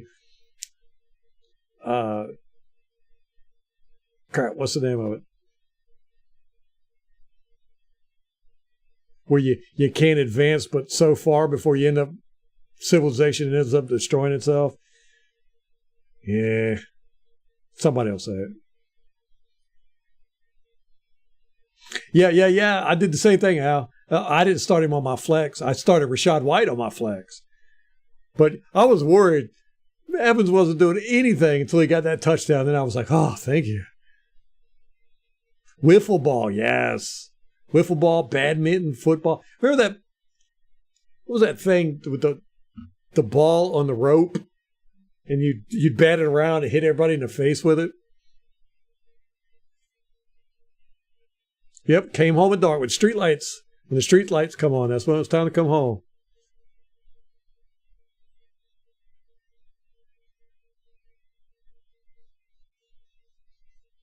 Yeah, I thought Palmer was going to do something now. I really did.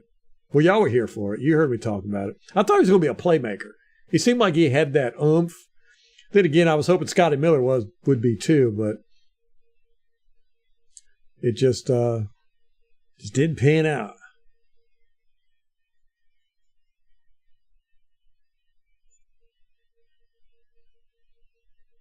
There was a receiver that came over with Canales. Didn't our receivers coach come over with him?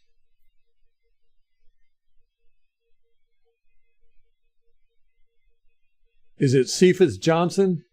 Nah, we drafted him, didn't we? David Moore.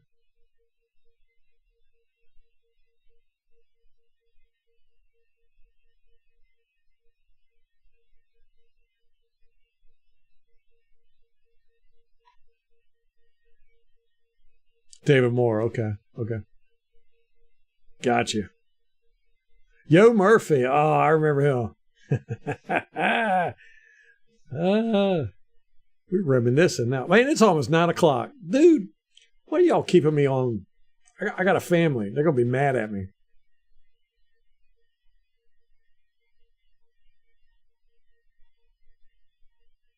Yeah, those catches saved us, Al. I was very happy. I think he got me 15 points in my flex. I was like, yes.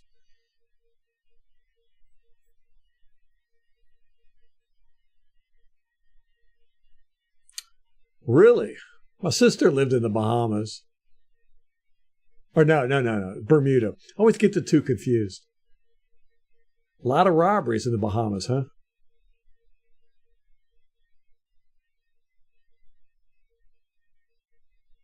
Yeah, I think they're going to go that way too, Al. Which again, it's just like last year. It's way past time to read. It's like 9 o'clock. David Moore came over from Seattle. Okay. Did not know that. Guess I need to pay attention more to the Buccaneers. You'd think I would, seeing as how I get on camera and yap for hours at a time. All right. Let me check on all 22 real quick.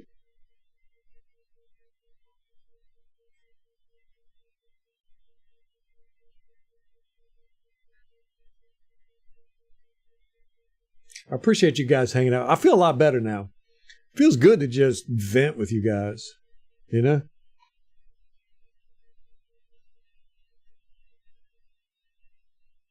Hey, we're not doing too bad. We got 15 viewers right now. I figured people would be dropping off. We've kept a steady rate. Let's see, the highest we have was 28 at one time. Big time. We reaching Pat McAfee numbers. I don't need no more people, man. I got enough friends here. The Charleston Town Center. That's South Carolina?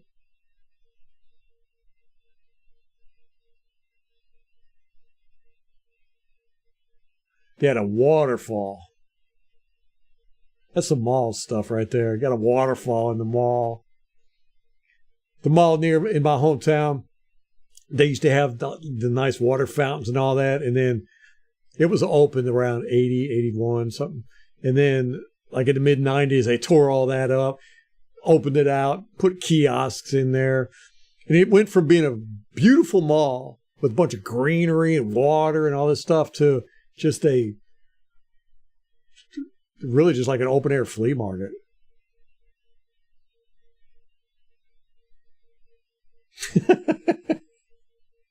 Yeah, that's me. That's me, Craig. That's the story of my life. My family knows it. Like, oh no, the all 22s came out. We're not going to see Ralph for like 12 hours. Oh, West Buckeye, Virginia. Okay. Yeah, I think you told me that before, Tom. Yep. Yeah, because I think we talked about that. My family's from Berkeley. Berkeley. I'm trying to make it sound fancier than it was. Berkeley. No, they're from Beckley. We got no R's in there.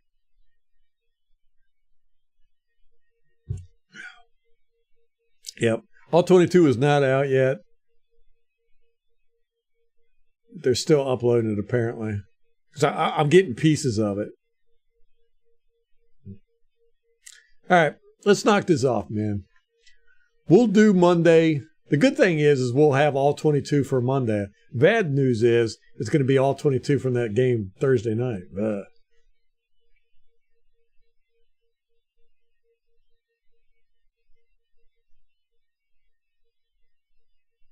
Charleston, West Virginia.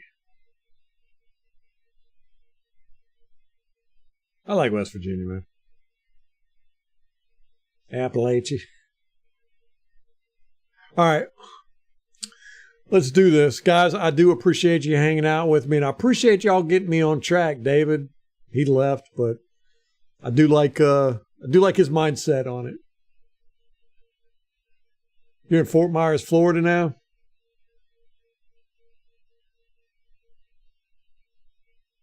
Good for you. You like that hot weather down there. LMH, I appreciate it. Yes. We're going to see, man. The next few days are going to tell us a lot as what's going to happen.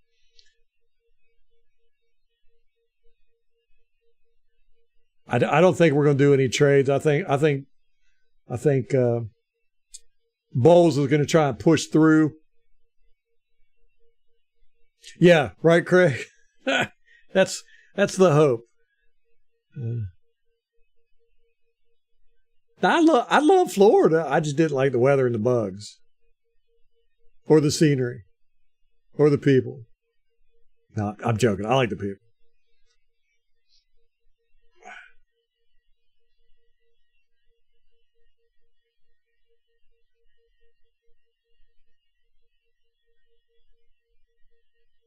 I tell you what, though, Tampa is a fun place. Tampa is one of the more fun places I've been. It's like a party city. Like that whole area is just like party. It all evolves around party. Yeah, you're right. Al. Yeah, that humidity, man. Just, I don't know. Some people are just built for certain environments, and I can't handle high humidity. It just like sucks the energy out of me. I have a hard time like functioning. I'm much better in colder climates. But I have to be near a beach. It's weird. I think it's that salt.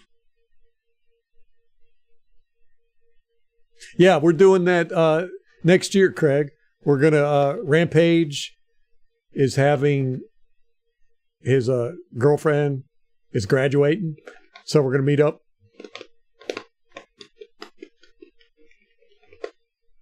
Ryan, what's going on, bro? Yeah, we can do that. We're going to look at the All 22 starting Monday. It hasn't come out yet, so we were sitting here waiting on it, but they're being slow. NFL ain't never in a hurry.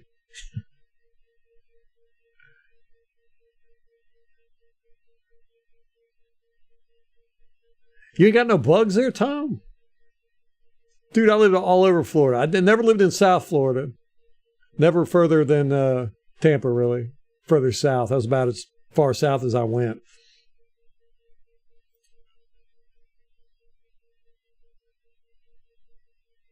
Man, everywhere I lived. Panhandle, the East Coast, West Coast. Bugs everywhere, man. Wife's graduation. I thought it was your girlfriend, Rampage.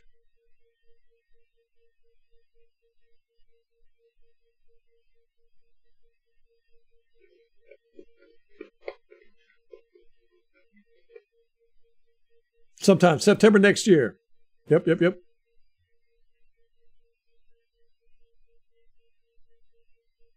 The older you got, the more you hate a winter. Some old bones, man. Day before your birthday. Well, we could roll that in too. Roll it up. We could have a graduation birthday celebration. That'd be awesome. Yeah, bugs really annoy me.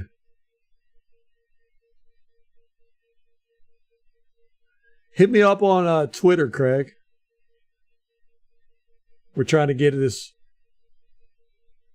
all coordinated. Molly handles all that. Lakeland, that's Mosquito City, Auburndale.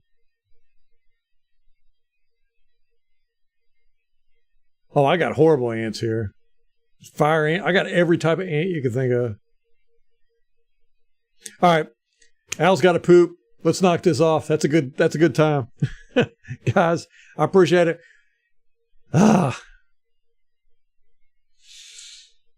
Buccaneer fans, man, it's a tough life. It really is. But we're going to pull through this. Everything's going to get better.